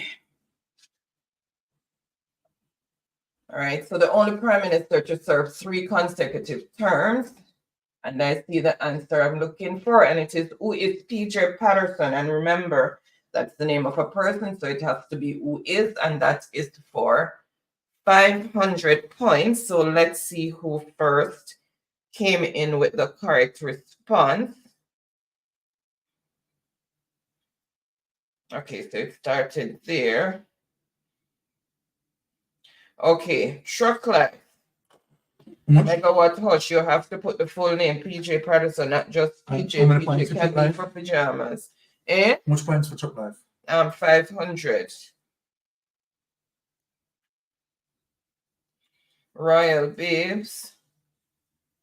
Primo, but he abbreviated that too, the entire thing. Editing, you have to have PJ Patterson. Florence. Everybody came out basically with the correct response. Right, so it's a whole lot. Hush. Chuck Live, politics 100 by itself. Okay. This one. Any realistic vision of change must be based on the notion of empowerment of people. This quote was taken from this book written by Michael Manley, named the book. Any realistic vision of change must be based on the notion of empowerment of the people. And that's a very powerful quote. So this quote was taken from this book written by Michael Manley, named the book.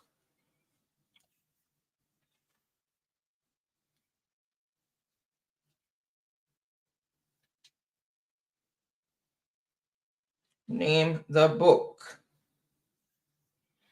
Mark off those that ready.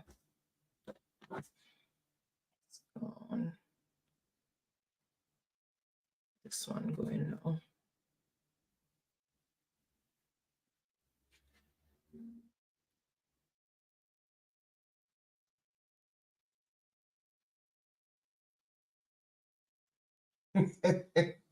Welcome, Andrew.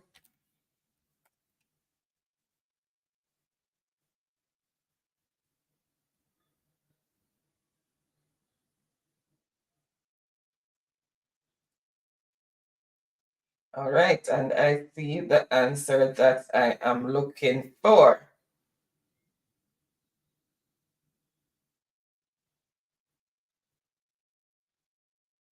All right, let's show the answer. And it is What is the Poverty of Nations? That's the name of the book. The Poverty of Nations. And that is for 100 points. Let's see who picked up those 100 points. Let me just go back up to where it, okay, started there. Andrew, for 100 points, what is the poverty of nations? Andrew for 100 points? Mm-hmm.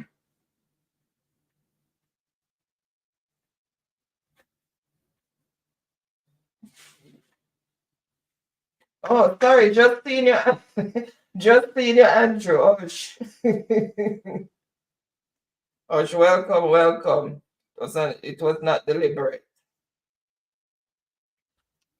All right. So choose the next category, Andrew, and for how many points?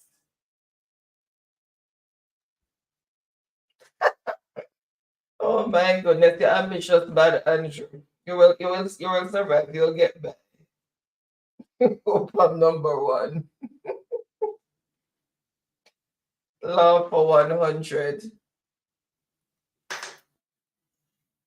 The following are main goals of sentencing except restitution, deterrence, rehabilitation, incapacitation. So the following are main goals of sentencing. That is when the judge is sentencing somebody. What is it restitution? Is it for restitution, deterrence, rehabilitation, or incapacitation? So except.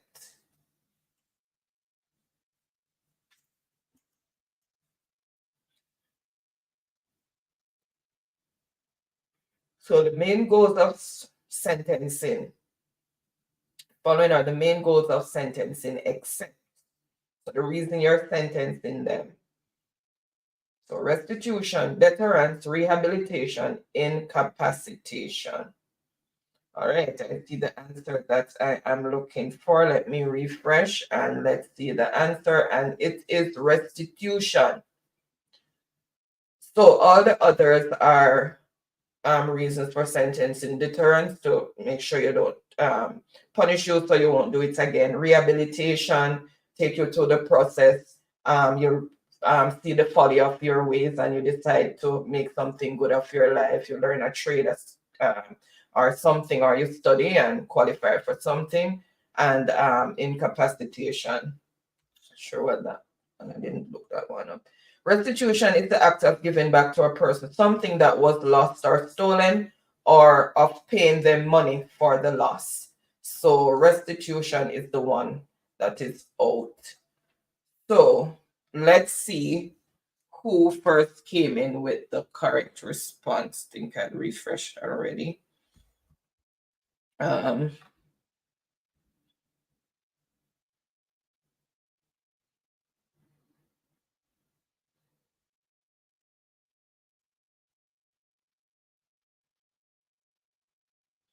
So, Tiffany, what is restitution?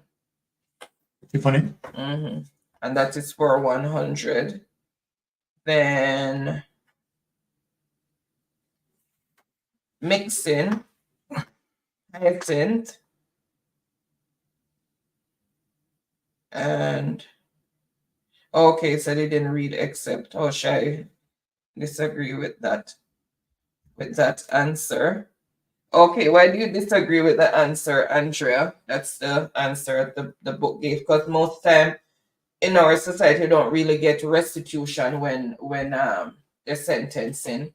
They don't really ask them to pay back anything. They just serve their time and come out, unless it's the civil matter where there's some settlement in terms of money. And the person doesn't really go to jail in that instance, because it's a civil matter. But when it's a criminal matter, you go to prison, and they don't even work on so the family of the victims can get something. They just stay there and do their time.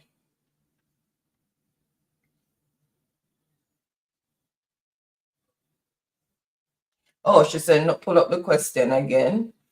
All right, okay, the following are main goals of sentencing, except. So the reason why you sentence. This chat kick me out again. All right, so who got that? Andrew. So Andrew, prepare the next. No, it wasn't. Oh, you didn't write it down? No. Oh, hold on. Let me go back up. It's not Andrew. Andrew was the previous one. Sorry. Tiffany? Hold on. Because I wrote down one of the ones that Tiffany. Yeah, Tiffany. Sorry, Tiffany. I wrote it down already. Yeah, so Tiffany got that point. Yeah, the question is back up there, Andrea. And Tiffany, okay, she wants law for 400.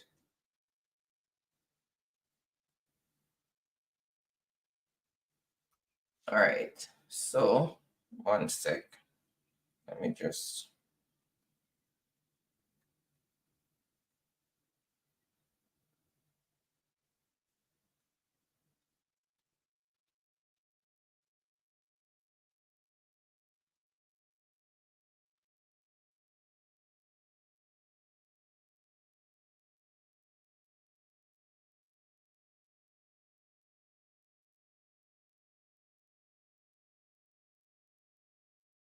Okay, so incapacitation is when you're not having the necessary ability, qualification, or strength to perform some specific act or function because, let's see, in law. Let's do it in law.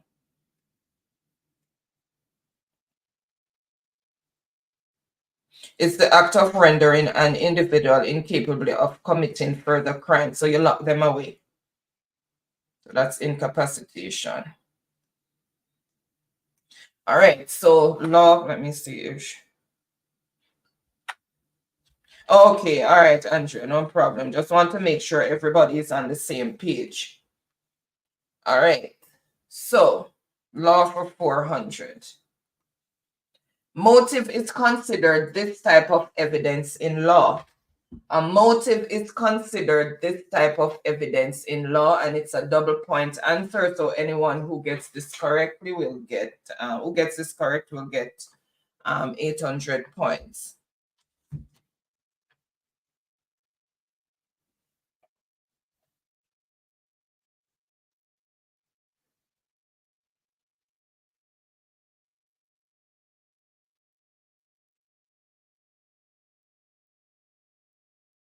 Okay, Audine had also come in with the poverty of nation to that previous answer. So motive is considered this type of evidence in law. So what type of evidence is it considered?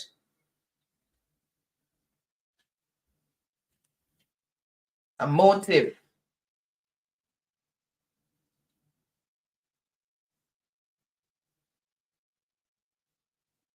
Remember, that you are the one who's trying to come up with a reason why the person did it, in your argument.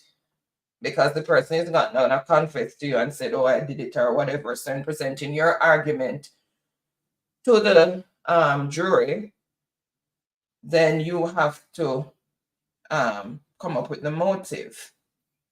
So what sort of evidence is that considered to be? Because you're the one who's saying what you think is the reason why the person did it.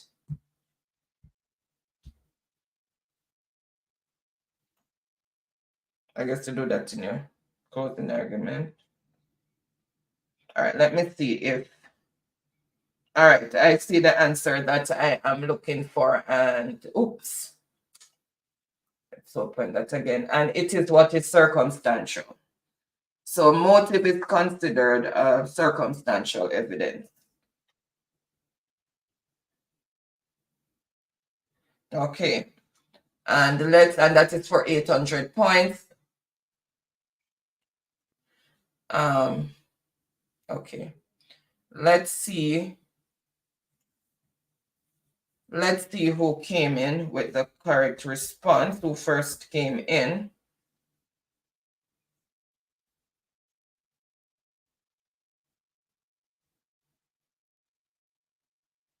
Oh, perhaps I've been saying it from way up here, so. All right.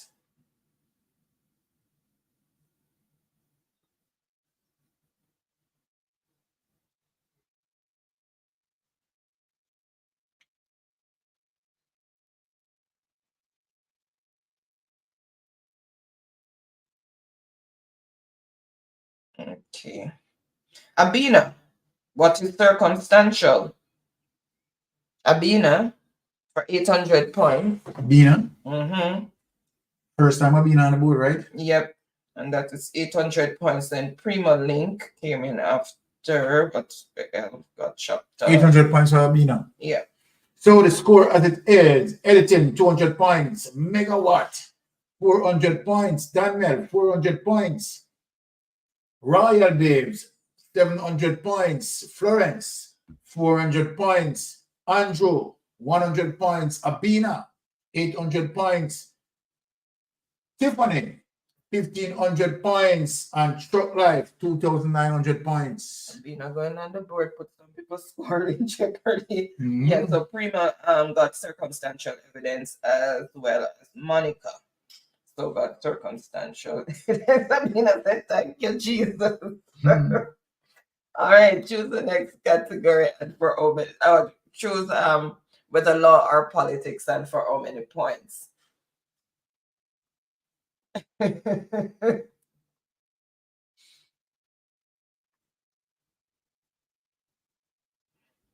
This 13. Okay, law for 500. This person decides the actual penalty for an indictable, which is a serious offense. This person decides why do I have this twice? This person decides the actual penalty for an indictable, which is a serious offense. So who decides the actual penalty? Okay.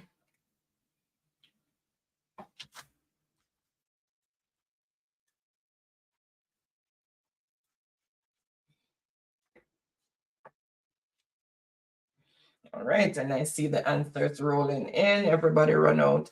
So who is the judge or the trial judge? Overall, who's the judge? The judge or the judge, the jury comes back with their deliberation, their answer from their deliberation, and then the judge decide on the sentencing. Or if there's no jury and it's just the judge, then they'll decide the sentencing. And that is for 500 points.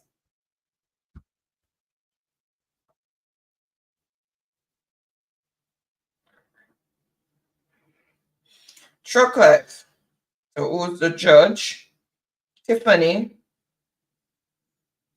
How much points to Truck Life? Which points? 500. 500.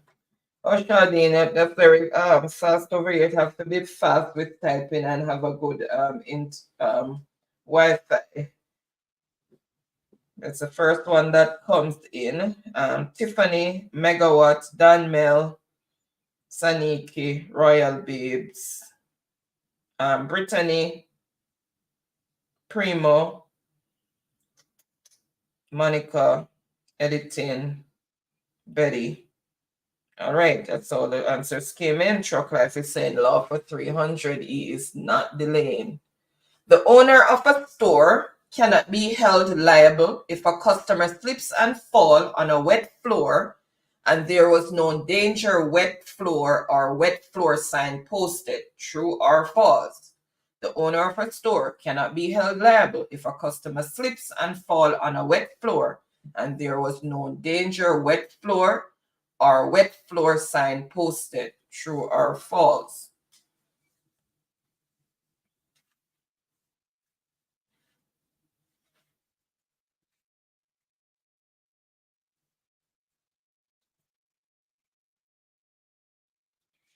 All right, I see the answer that I'm looking for. And what is false? The owner is liable because signs should be clearly put down when the floor is wet so that people can know that it is slippery. Right? So if not, then the owner can be held liable if you fall and injure yourself. All right, and that is for 300 points.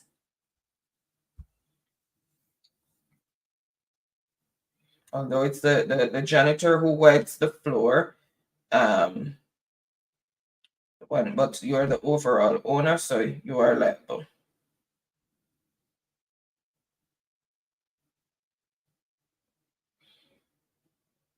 So Tiffany,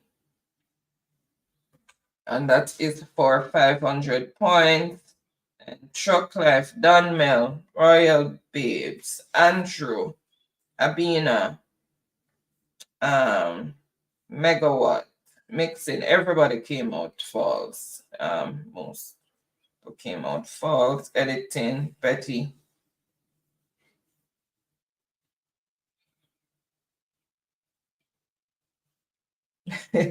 All right, so choose the next category. Well, choose whether politics or law for how many points.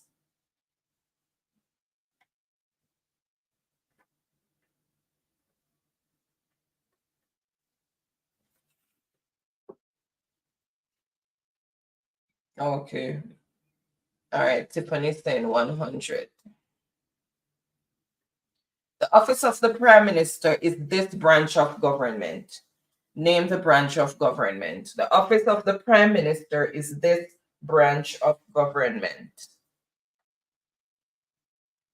Which branch of government is the office of the Prime Minister? Welcome, Ricardo. No one can get to left. Think around for me, I'll give me what left.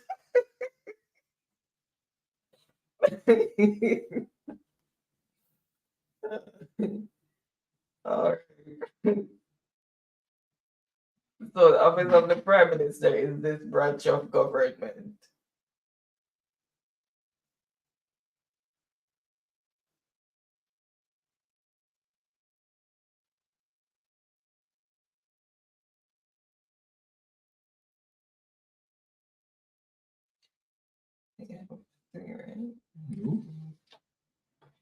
Where is it?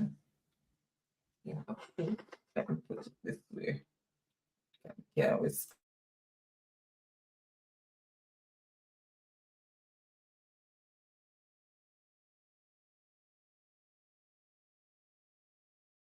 all right. I see the answer that I am looking for, and it is what is executive. So the office of the Prime Minister is the executive branch of the government. So you have three branches: the executive, the legislative, and the judiciary. All right, so politics in Jamaica takes place in the framework of a representative parliamentary democratic constitutional monarchy. The Constitution vests executive power in the cabinet, led by the Prime Minister. Executive power is exercised by the government. Legislative power is vested both in the government and in the Parliament of Jamaica. The Prime Minister is appointed by the Governor General, the Common Convention being the leader of the largest party in Parliament. So the person who have the most got the most constituencies, so the leader of their party, will automatically be appointed by the Governor General. Constitutional safeguards include freedom of speech, freedom of the press, freedom of worship, freedom of movement, and freedom of association. And that is for 100 points. All right. So let's see who first came in with the correct answer. Royal Babes, 100 points. Then Primo, Megawatt,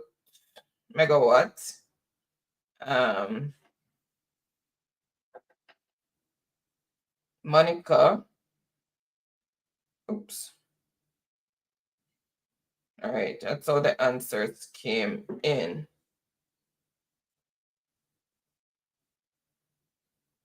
Let me just make sure that I didn't miss any. Okay.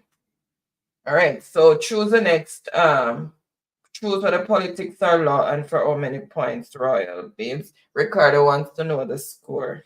Okay, so the score as it is: Editing on 200 points, Megawatt 400 points, Danmel 400 points, Florence 400 points, Royal Babes 800 points, Tiffany 2,000 points, Short Life 3,400 points, Andrew 100 points, and Abina 800 points. Okay, Primo, refresh the chat. Refresh your chat and you will see that you came in after Royal Bless. You're always gonna see yourself first once you put up the answer, but that's why you always hear me say, let me refresh. So then I will see the order in which everybody came in. Vincent said, PhD game this no. Going through the civics with the politics, culture, law, and history. We need to learn. I'm learning while I'm doing this. While I was learning while I was preparing this for you guys. I'm gonna leave one top to the stove, but you know you have your son up there, so I don't know. All right, Royal Babes is completing law. The judge may consider this or these issues when imposing sentence. And one is rehabilitation potential of the offender and victim impact statements or all of the above. The judge may consider this or these issues when imposing sentence. Rehabilitation potential of the offender, victim impact statements, all of the above.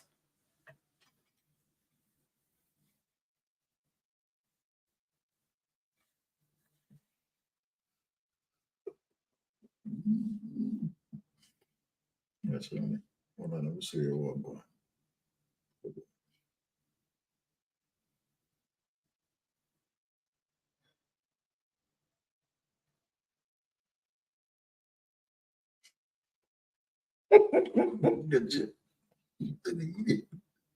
All right, I see the answer that I'm looking for, and it is all of the above, and that is for 200 points. So let's see who first came in with the correct response. Let me refresh. All right.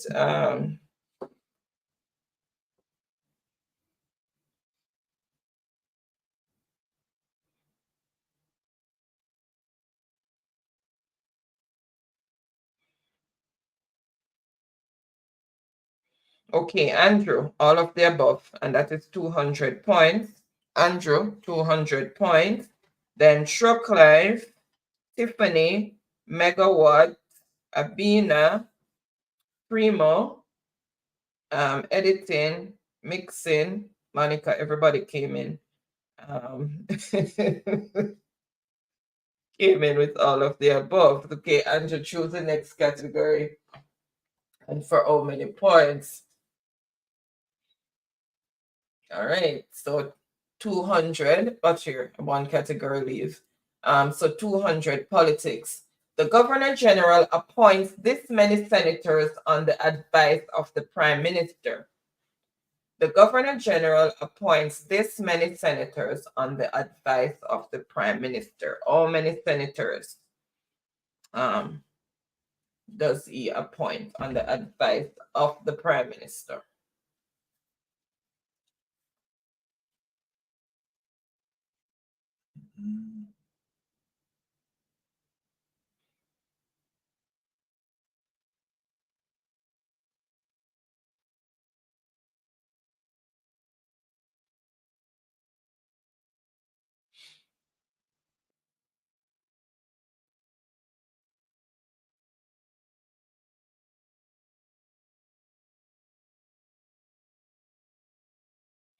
All right, I see the answer that I'm looking for, so no delays, and it is what? It's 13.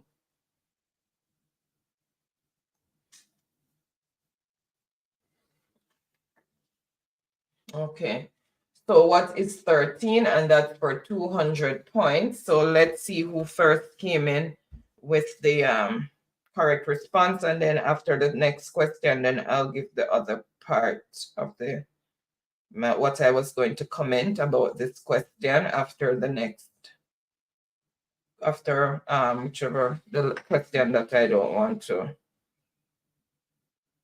maybe give away indirectly.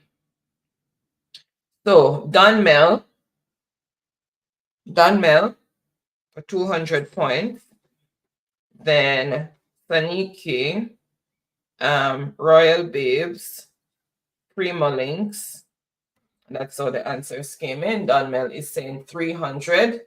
The nominated host of the senators has this many in numbers. The nominated host of the senators has this many in numbers. How many senators are there?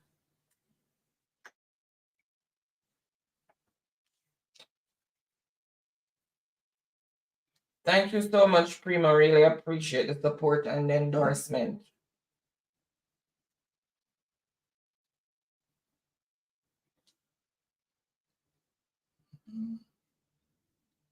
All right, I see the answer that I am looking for, and it is what is 21. So there's a total of 21. Oh, I can say the second part. So 13 are nominated by the 13 are put in by the Governor General on the advice of the Prime Minister, but the other 8 are nominated, put in by the opposition. So 13 and 8 equal 21. All right, and that's for 300 points.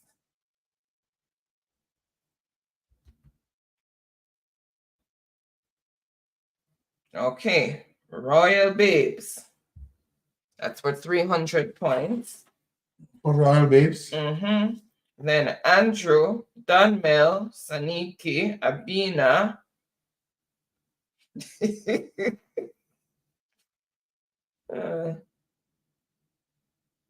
Well, I leave with 400 points. Me brighter than Andrew Holness. There's the bigger one. All right, so let me reveal the final question. Traditionally, the Governor General is associated with the Jamaica Labour Party. True or false? Traditionally, the Governor General is associated with the Jamaica Labour Party. True or false?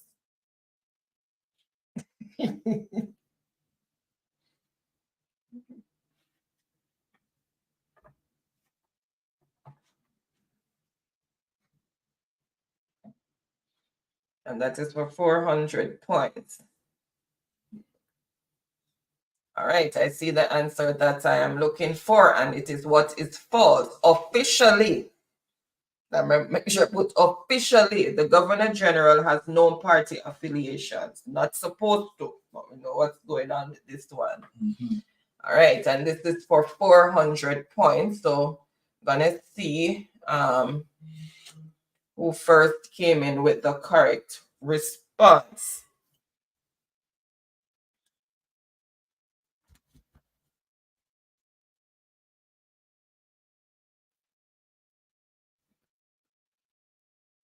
All right.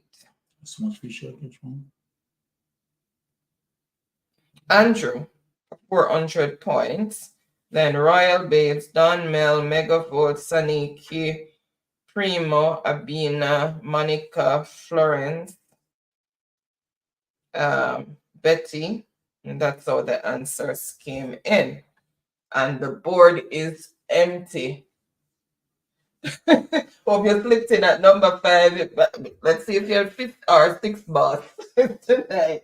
Thank you so much for everyone who participated. Really appreciate the support, and also congratulations to everyone who made the board. Congratulations to the winners, and congratulations to everyone who answered. So you know, it's just a game for those for the swift with the fingers, and also those who have a very good Wi-Fi. So thank you so much, guys. As I always say, the game is not, the race is not for the swift, but those who can endure. Okay, so number 5 on the board, Andrew came in with 700 points. Abina came in number 4 with 800 points. Royal Babes came in number 3 with 1,100 points. And Tiffany, number 2 at 2,000 points. And Truck Life take the night away with 3,400 points. Okay, so please make that Andrew. Drew. Hold on. You have Audrey. Audrey. Okay, Abina. Okay, so Abina is on the board with 800 points. So Abina, you have to send me the number that you want the credit sent to by WhatsApp. Let me just put the number in again, and it's also streaming across the screen. Just the screen. And you need to tell me whether it's digital or flow. All right, so let me just information there.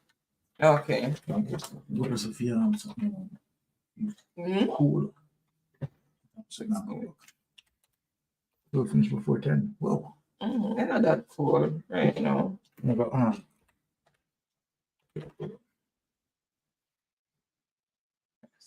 6, 2, 8, 7. All right, so man, Peter, on a roll. All right, so again, thank you guys so much for tuning in, and also congratulations to all the winners. My God, what you say? And this over 200% increase. Okay, thank you so much. Really appreciate the continued support and endorsement from everyone. Remember to join Mr. Rattigan tomorrow at 2 p.m. Jamaican time or 3 p.m. New York time, and also join us again on Tuesday, as been reminded by Don Mill, on Tuesday evening, and also Wayne Lonesome Town Hall on Sunday evening. I can tune into that as well, and please remember to support the One Jamaican Legal Defense Fund, and it's at .net now, not .org. It's changed to .net. So make sure we go over and keep supporting, because we see what happened in the US. So that is setting a precedence to say, yes, no one is above the law. No matter who you think you are not above the law. So please make sure we are supporting the One Jamaica Legal Defense Fund, and it's now .net. Okay, let me go vote.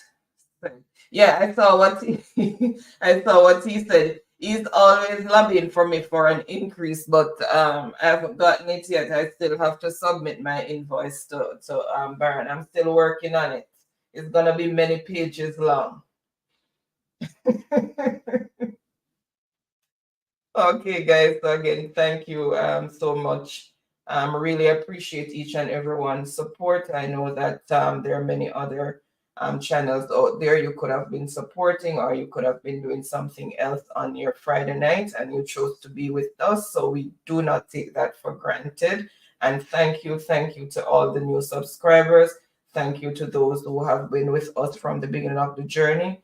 Thank you to everyone who joined midway and are still with us.